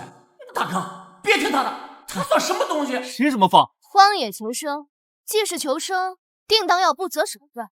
可他犯了什么错？你非要吃它，就为了你口中的求生？你们的良心不会痛吗？老婆，跟他这种人废话这么多干？他张凡从小就是孤儿，他懂得什么生命的可贵啊！张凡，今天我就好好给你上一课，没有家人不代表别的生命没。今天你放也得放，不放也得放。一个被刘家扫地出门的垃圾，报复社会很正常，但这不能成为你糟践生命的理由。张凡，他也只是个孩子呀，他也有自己的父母，你做人不能那么自私。你也惯了也不要紧，关键身为人子，你不能剥夺他孝敬的权利啊！难道是因为你是个没父没母的畜生吗？拜托，这是荒野求生，你们都快饿死，现在装什么圣人啊？就是，难道你敢保证你们一辈子没吃过肉嘞？可是小鸡鸡明明那么可爱，你们怎么忍心吃它的？哎呀，好，既然你们想要放，我就如你们所愿。张凡，算你识相，虽然你再可恶，最后还是没到那种十恶不赦的地步。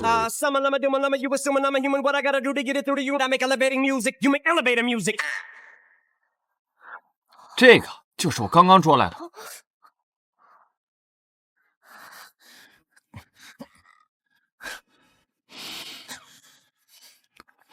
这个是鸡肝哦。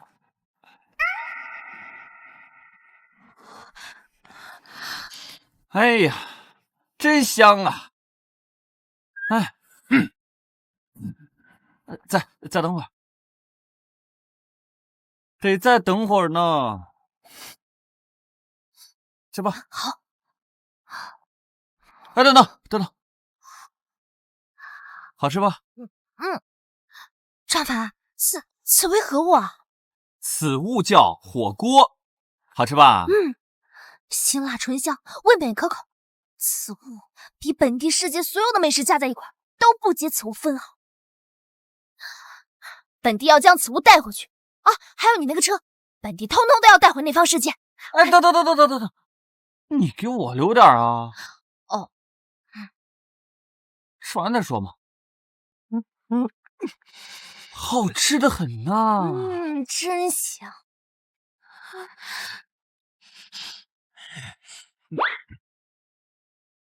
哇，蛮辣的，尝一下这个。这是什么？尝一下就知道了。干，来。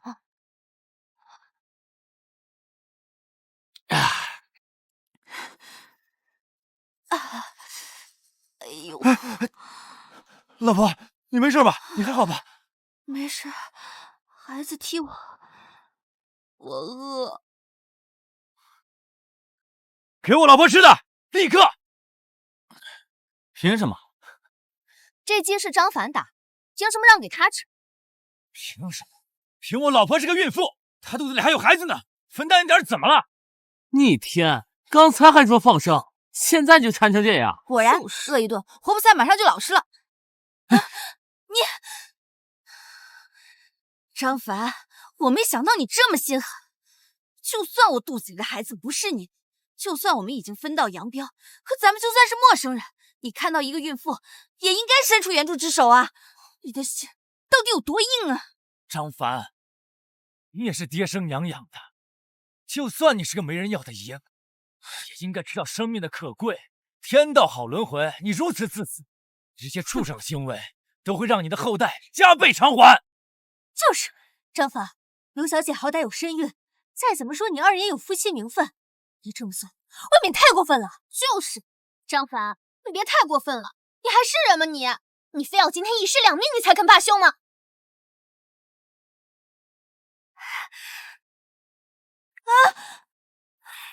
既然你选择愿意相信他，那就让他喂你吃饱啊！我没责任照顾，我更没义务照顾你肚子里的孩子。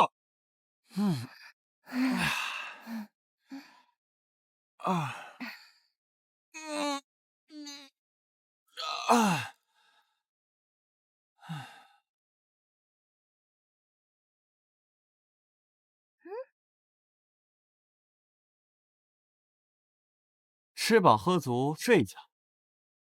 碧姐，走。你们。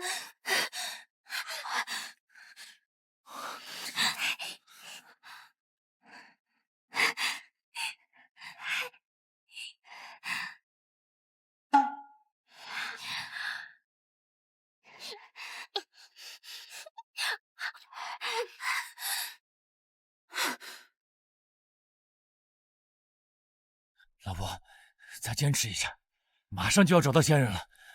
只要找到仙人，我们就可以继承张家的万亿家产。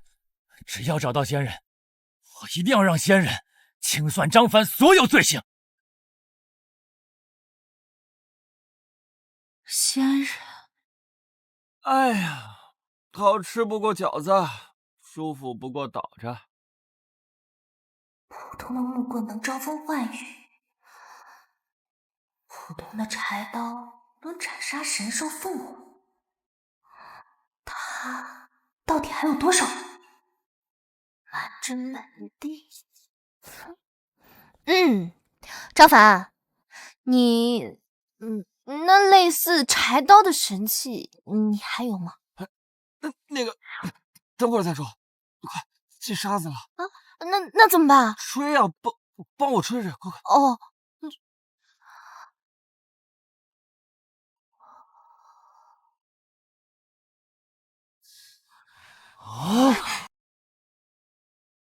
我呸！这对不要脸的狗男女，当着这么多人的面，我害臊。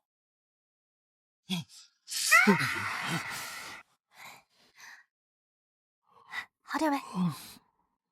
哎，舒服。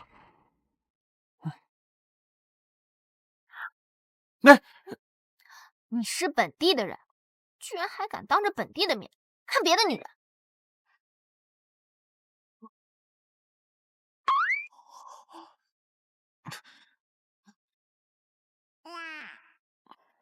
你还没回答本地的问题呢。神器啊，还有一个埋在这里。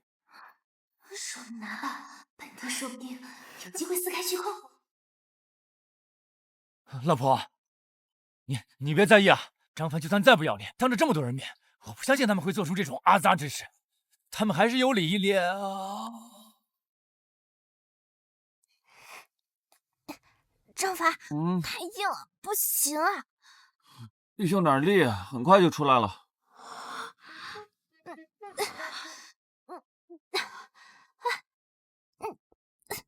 我这么有本钱！死鬼，牛逼！还不行，张凡还是出不来。想想办法嘛。老婆，幻觉，肯定是幻觉。你渴了吧？我喂你点水喝。我操，还能旋转！一定是仙人留下的至宝，有了它，本地就能开启时空隧道；有了它，本地就能回到属于我的世界了。这可是仙人至宝。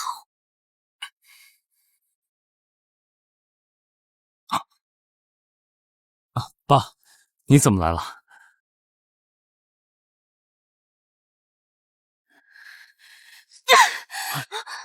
张凡，这就是你的报复！你以为当着所有人的面做出这种龌龊的事，就能羞辱到我？你错了，你在我眼里一辈子就是一个小丑。羞辱？哼！你又何必自欺欺人？你为了挽回婚姻，让我后悔，特意找这个女人来，故意气我，希望我回心转意。你为了攀我刘家，真是无所不用其极。张凡，你但凡把心思用到正地，我们也不至于走到今天这一步。我想孙夫人误会了吧？我张凡跟你已经结束了。结束了？既然已经结束了，你为什么还要扬言说我刘家是因为你扶摇而上？既然已经结束了，你怎么好意思自称仙人？是你救我性命。既然已经结束了，你为什么还要像条狗一样跟在我刘家后面？就算挤破头也要进入这个栏目。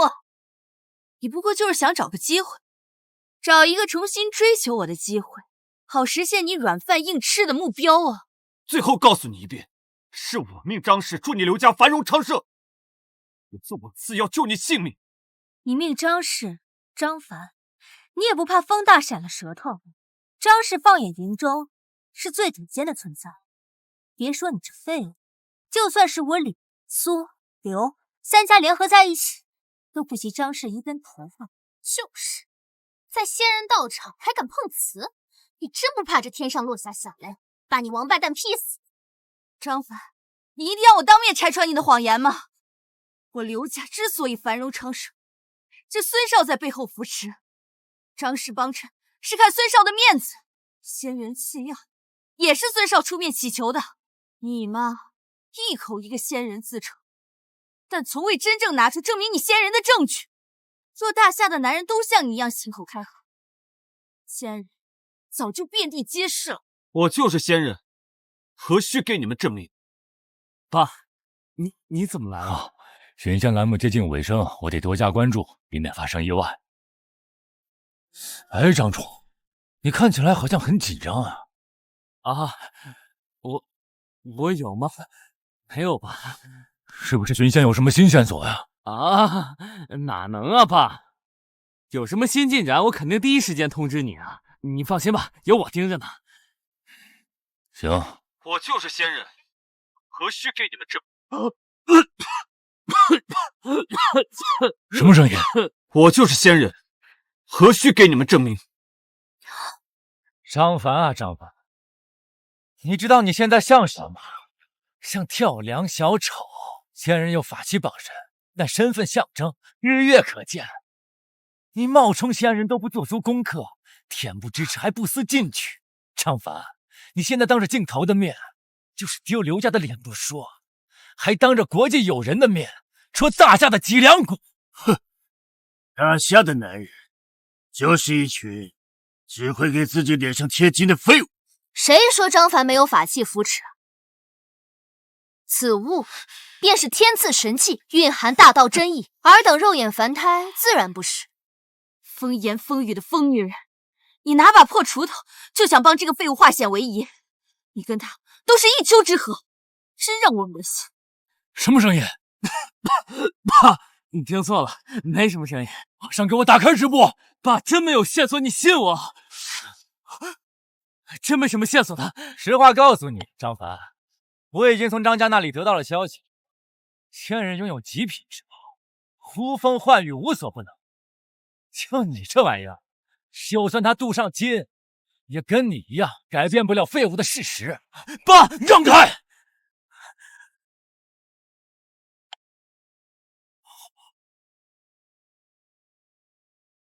什么？哼，假的，都是假的。你说爱我是假的，你说庇佑我刘家3年是假的，你送我的玉佩更是假的不能再假了。今天我就把你送给我的东西还给你，欠我刘家的，你10辈子都偿还不起。怎么敢？怎么敢的？爸，那我不早点告诉我为什么？爸，我就是想让仙人为我张氏所用啊！来人，开车，两至现场！爸，滚开！爸。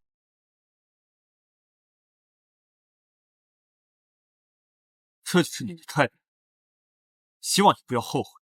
后悔？我刘盈生平最后悔的事，就是招你进门；最后悔的事，就是想再给你一次机会；最后悔就是因为你参加这档栏目，不仅得罪了张氏，更是让整个栏目乌烟瘴气的。是张家家主的座驾来了。张凡，你冒充仙人，引得张氏震怒，今天谁来了都救不了。张凡，你能进这个栏目，是张氏卖我刘盈的面子。但是眼下，我不会替你说一句话，你咎由自取，死不足惜。张家主，就是他耽误栏目进程。如果不是他，秦寇先生就不会死。要不是他，我们早就目睹仙人尊容了。这个玉佩是你的，那另一半呢？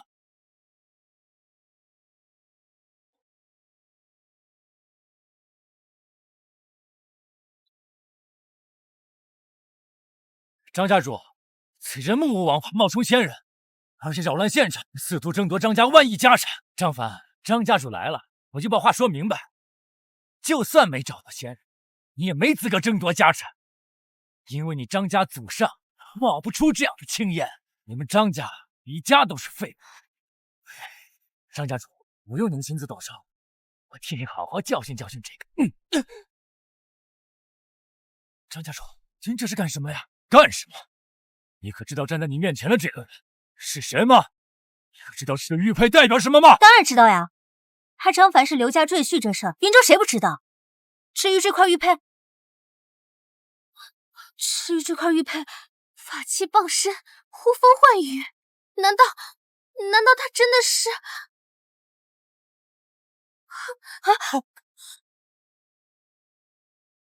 我终于找到你了，张先生，您这是？儿子，爸终于找到你了。什么？爸？此次下山，一是了解你的身世，一切原因尽在阴阳玉佩之中。身世？那年我张家家道中落，你母亲意外病故，我只能带着你跟你哥另寻他路。我一时大意，竟然把你给弄丢了。老二，我也不知道你去了哪儿，我也不知道你有没有改名换姓。老二，你搁哪呢？老二，能证明你身份的只有这个双生玉佩。从那时候起，我就发誓，一定要让张家成为顶尖的家族，不为别的，只为有朝一日能够上门寻亲，我好弥补这20年来对你的亏欠。儿子，爸对不起你。张凡他是云州顶尖家族的公子哥，是我们云州豪门继承人。张凡，之前我都是开玩笑的，我早就猜到你异于常人，你和别人不一样。张伯伯，你看，我们都是张凡未婚妻，那以后我们就是……你们要真当我张双江老糊涂了，癞蛤蟆坐井观天，不知天高地厚。即日起，我和你们李苏两家断绝一切往来。不，哪怕我儿不能成仙，我也要把这天谴落到你们两家的满门。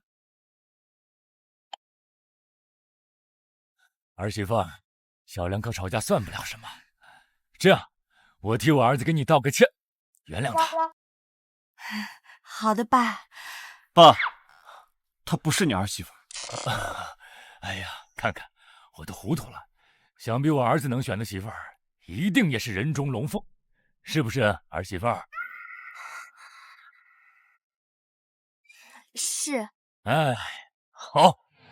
哎呀，没想到我老张临了，还白捡了一个儿媳妇儿，真是天佑我张家，天佑我张家呀！伯父，那您不寻仙人了吗？不找了。此次栏目的本意就是想寻找仙人，让他帮我找回失散多年的凡儿。如今凡儿已经失而复得，那我还找什么仙人？身世之谜解开，可师父为什么说因果也在这块玉佩之中？你不找，我找。闯儿，我找到你弟弟了。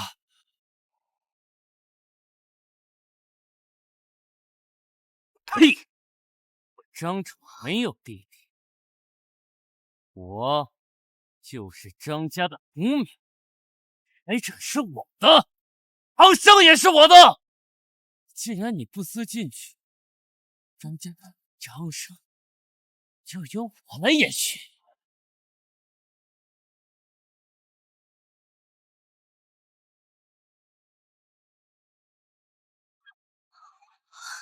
这是……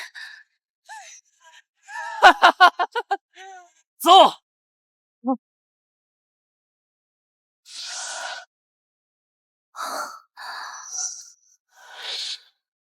原来你这个玉佩就是打开异世界大门的钥匙。不仅如此，这99阶登天梯便能通过它回到你的世界。至于普通人，若能登至巅峰，亦能超凡成仙。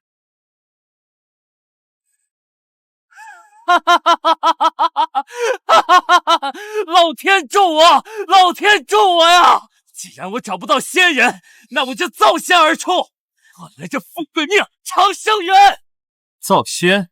你可知这99阶我爬了多少次才成功？就凭你，哼！不止靠二位大人，成仙之路已经在此，我已将二位大人神器带来，还请二位大人登上仙位，斩断龙脉，成就千古佳话。我早就该猜到，迎见国外高人，原来是你另有居心。张壮，你身为大夏的子民，竟敢引狼入室，大开国门！你身上流的可是华夏的血液，你这么做和叛国有何区别？哼！如果你以为这就是十恶不赦，那我告诉你，是我害死了母亲，让他身首异处；是我踢走了张凡，让他继承不了家产。面对如此，你又有何感想？话又说回来，我多次派杀手去暗杀你，没想到你竟还能活着。原来是你！造孽！造孽呀！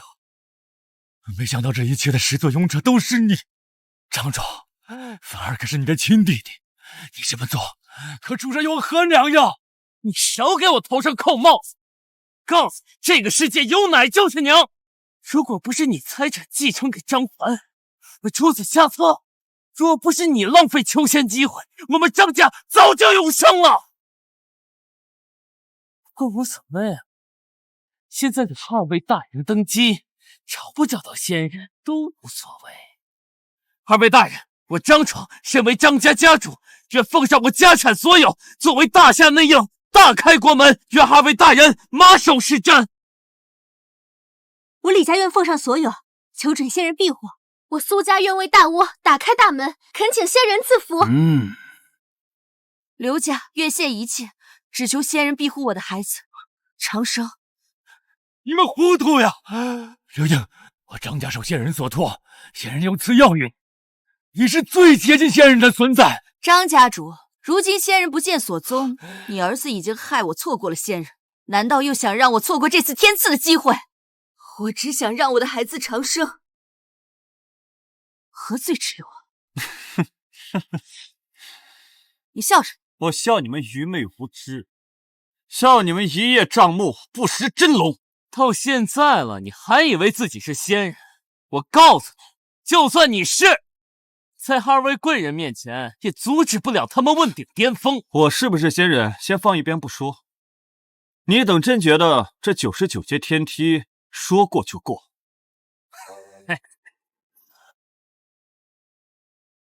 我这钟家能抵10万公斤的重量，区区华夏至难关，有何惧在？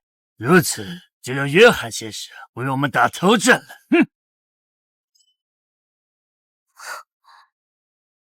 张凡，那人铠甲不输顶尖仙物，有其傍身，或许真的能冲关成功的。怕了什么？现在后悔还来得及。放心吧，我大夏传承又岂是这些列强所能取到的？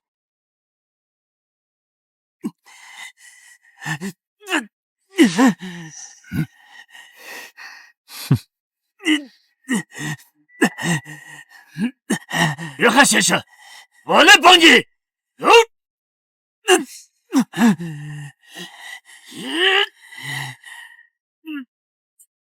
我说了，我大夏传承，你有命取，没命成。二位前辈，我来助你。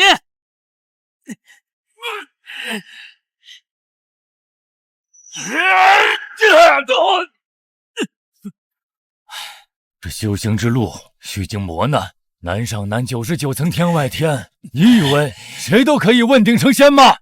用仙品法器帮神都无法登顶，此秘境之难度已远超本地世界传说秘境。难道本地真的回不去了？放心，一切有我。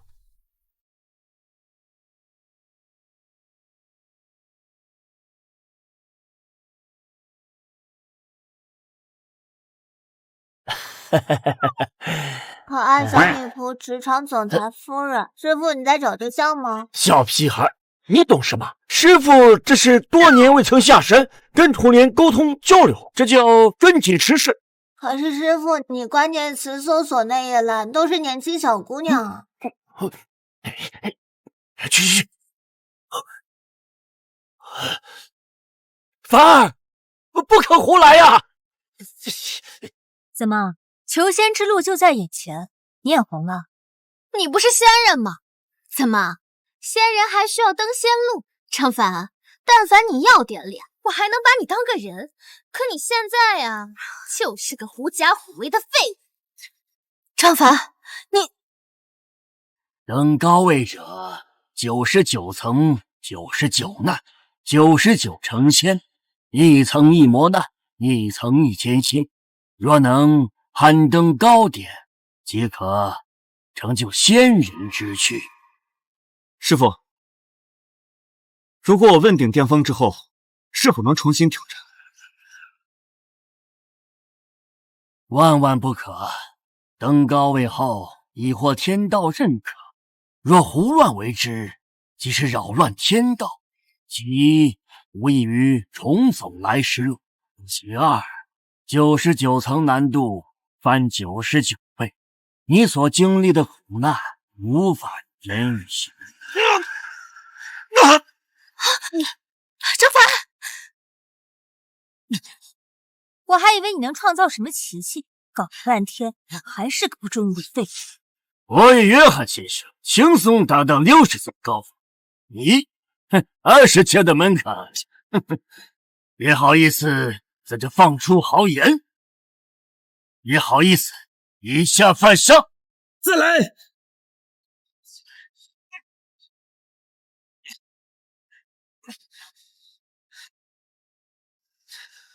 大兰，不来了，张凡，本帝命令你不许来了。孩子，快回来！莫非你今天想让我发一法人做黑法人吗？为什么，张凡？为什么你为了一个不相干的外人都能拼上性命，可你对我却从没有付出过真心？我为你们刘家付出的太多，我扶持你们刘家任何，但是我要弥补之前犯下的过错。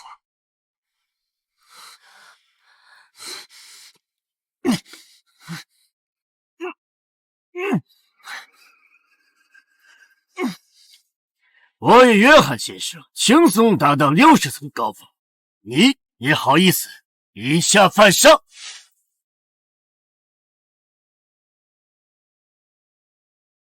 我还以为你能创造什么奇迹，搞了半天还是个不中用的废物。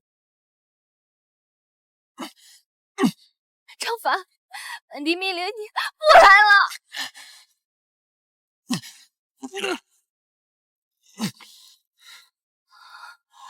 这不可能！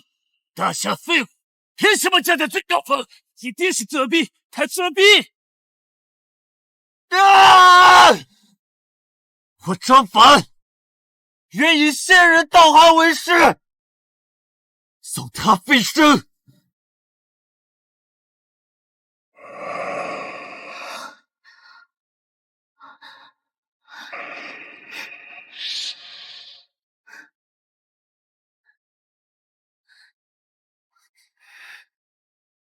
暮色起，看天边斜阳。走吧。恍惚想起你的脸庞，毕竟回想，我会回来找你。难免徒增感伤，心叹息，韭菜女敌驾到，统统闪开！非我族人，其心必异。张凡，斩杀！当场将其斩杀。青龙化天诀，诀，大慈大悲掌。掌。清风过，野烛光，渡人心上，了花瓣随风飘荡。混账！竟然把唯一的升仙机会让给一个外人，我非宰了他不可！那可是你亲弟弟呀！断我长生路者，谁都得死！诸位，既然外人成仙而去，那说明昆仑山仙人还有迹可循。现在知道仙人下落就是张祖师，我已打探到张祖师道馆的位置，谁是仙人，去问问便可。慢着，把他也带上。既然佯装仙人满嘴谎言，那就让张祖师拆穿他的真面目。我倒要看看他还有什么话可说。老爷子，没想到我以这样的方式又回来了。张凡，放肆！此地乃是昆仑山道馆，张祖师可是仅次于仙人的存在。你目无尊卑，是想把我所有人都害死吗？凡儿，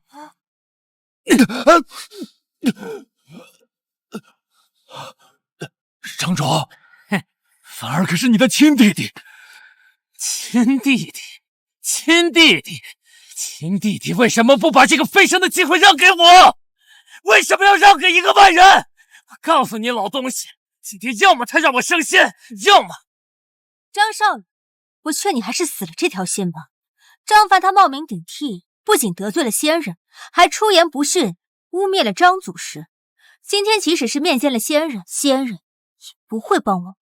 依我看呀，就应该把他就地斩杀，在这昆仑山道馆以儆效尤，杀了他，杀了他，杀了他，杀了他！张凡，机会已经给到你，你还有什么话可说？我无话可说。哼，你当然无话可说，因为从头到尾你一直在冒名顶替，哪怕证据已经摆在所有人面前了，你依旧是冥顽不灵。如果你真是一个废物，我也就认了。可你宁可为了一个不相干的外人，宁可把自己变成这副人不人鬼不鬼的样子。因为他比你更值得。好一出苦行鸳鸯的戏码，人都走了，你在这装深情给谁看呀？我见过舔狗送车、送房、送票，头一次见把成仙的机会拱手相让，你还真他娘是一条忠犬啊！走了，再也不回来了，听明白了吗？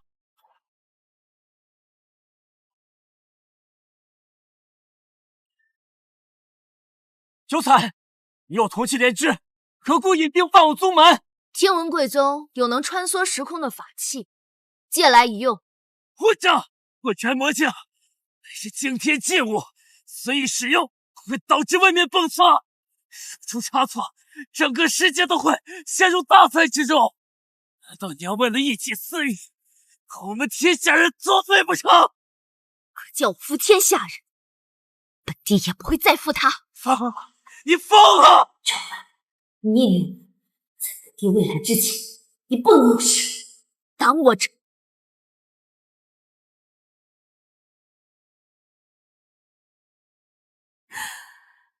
值得，他值得。那我呢？你让我苦等了10年，整整10年啊，张凡！我的青春难道不算青春？你等了吗？我当然没等。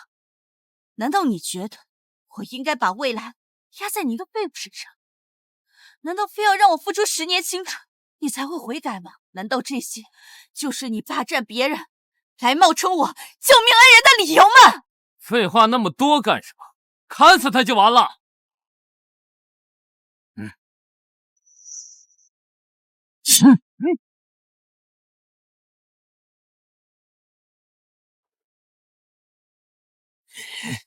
这是金光护体，只有仙人才会用的金光护体。难道说……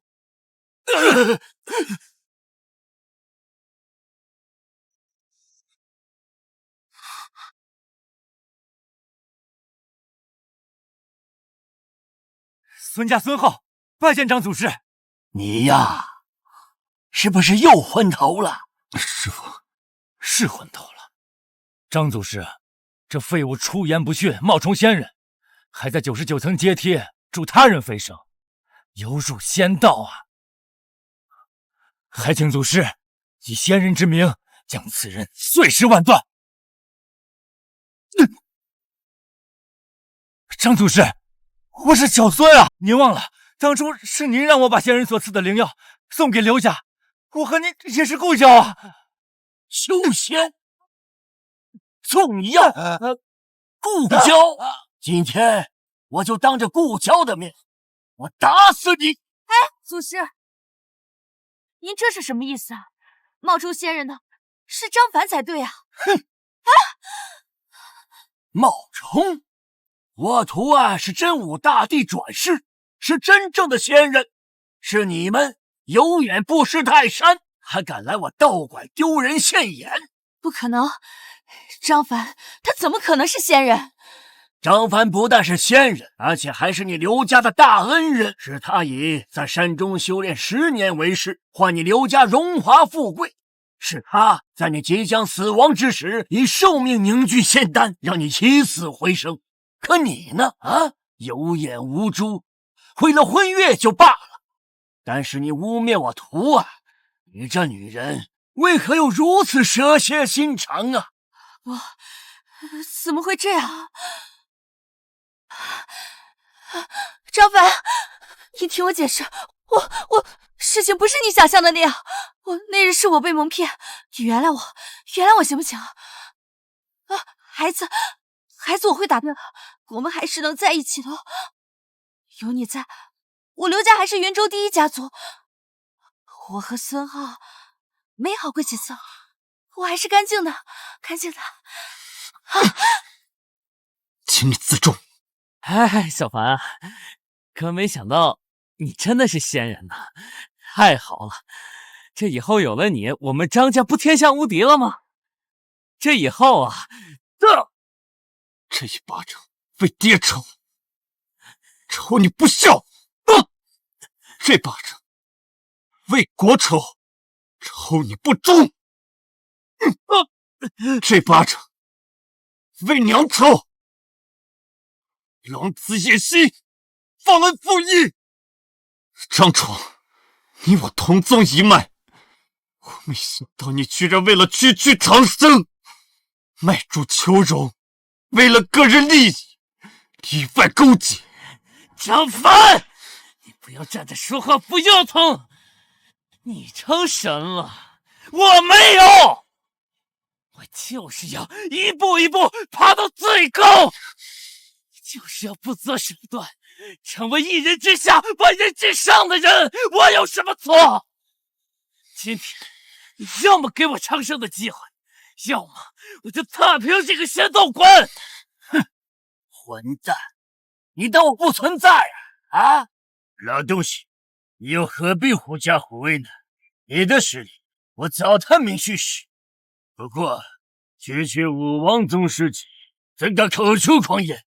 我与陈香早已突破了武道大宗师境界，如今所谓的仙人主观，正创新魂。我二人乃当之无愧的一人之下，万人之上。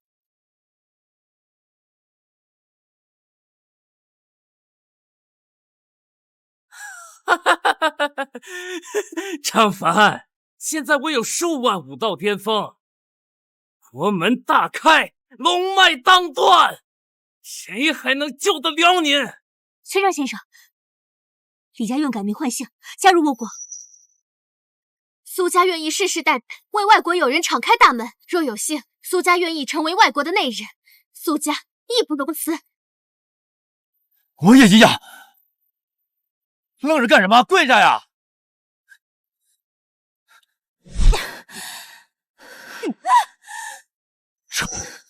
怎么，现在后悔？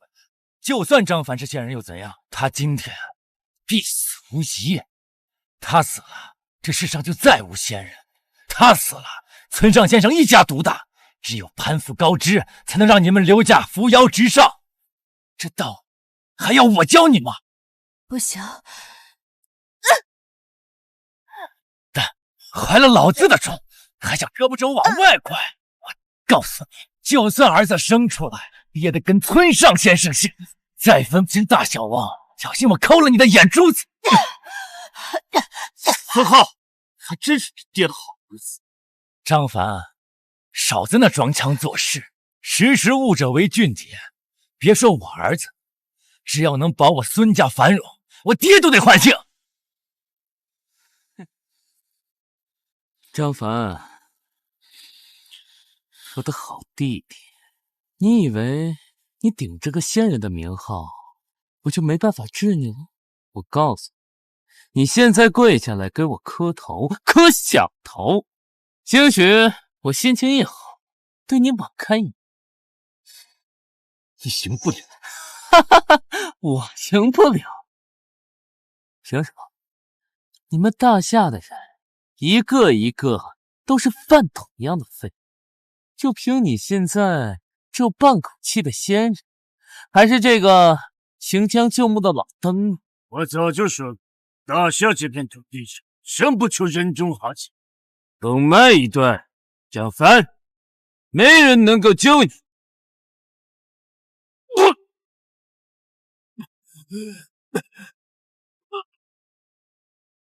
约翰大人，谁？是谁？藏头露尾的，可敢出来应战？世界的修士当真懦弱？等到大宗师在此，鼠辈胆敢放肆！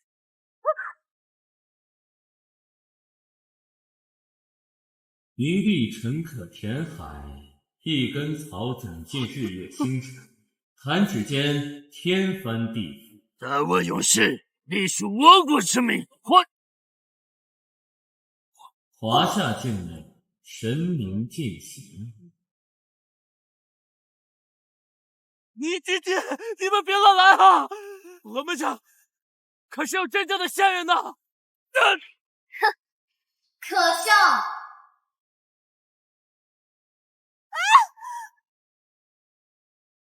谁？你到底是谁？我们这里强者无数，你可敢出来迎战？强者？那不知诸位大能安能抗吾一记佛怒人？老乡，这些人就欺负你是知识分子，看老子大荒求天旨！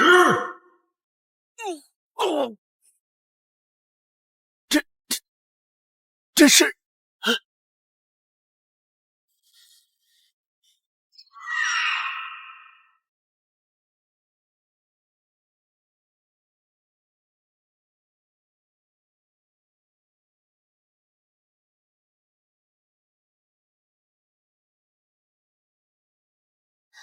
张凡，我来了。大能天骄前来助阵，我儿想没想我？还真有天地之资啊！想来那位就是让陛下日思夜想的人族天骄。依我看，就是被迷了心窍。且让本王一探究竟。年龄嘛，我就设置为99岁的。嘿嘿。我喜欢年轻的，我的妈呀，妙，太妙了！关注，哎，再关注一个，老娘吃嫩草，还当自己是什么青少年啊？不要脸，赶紧给我走！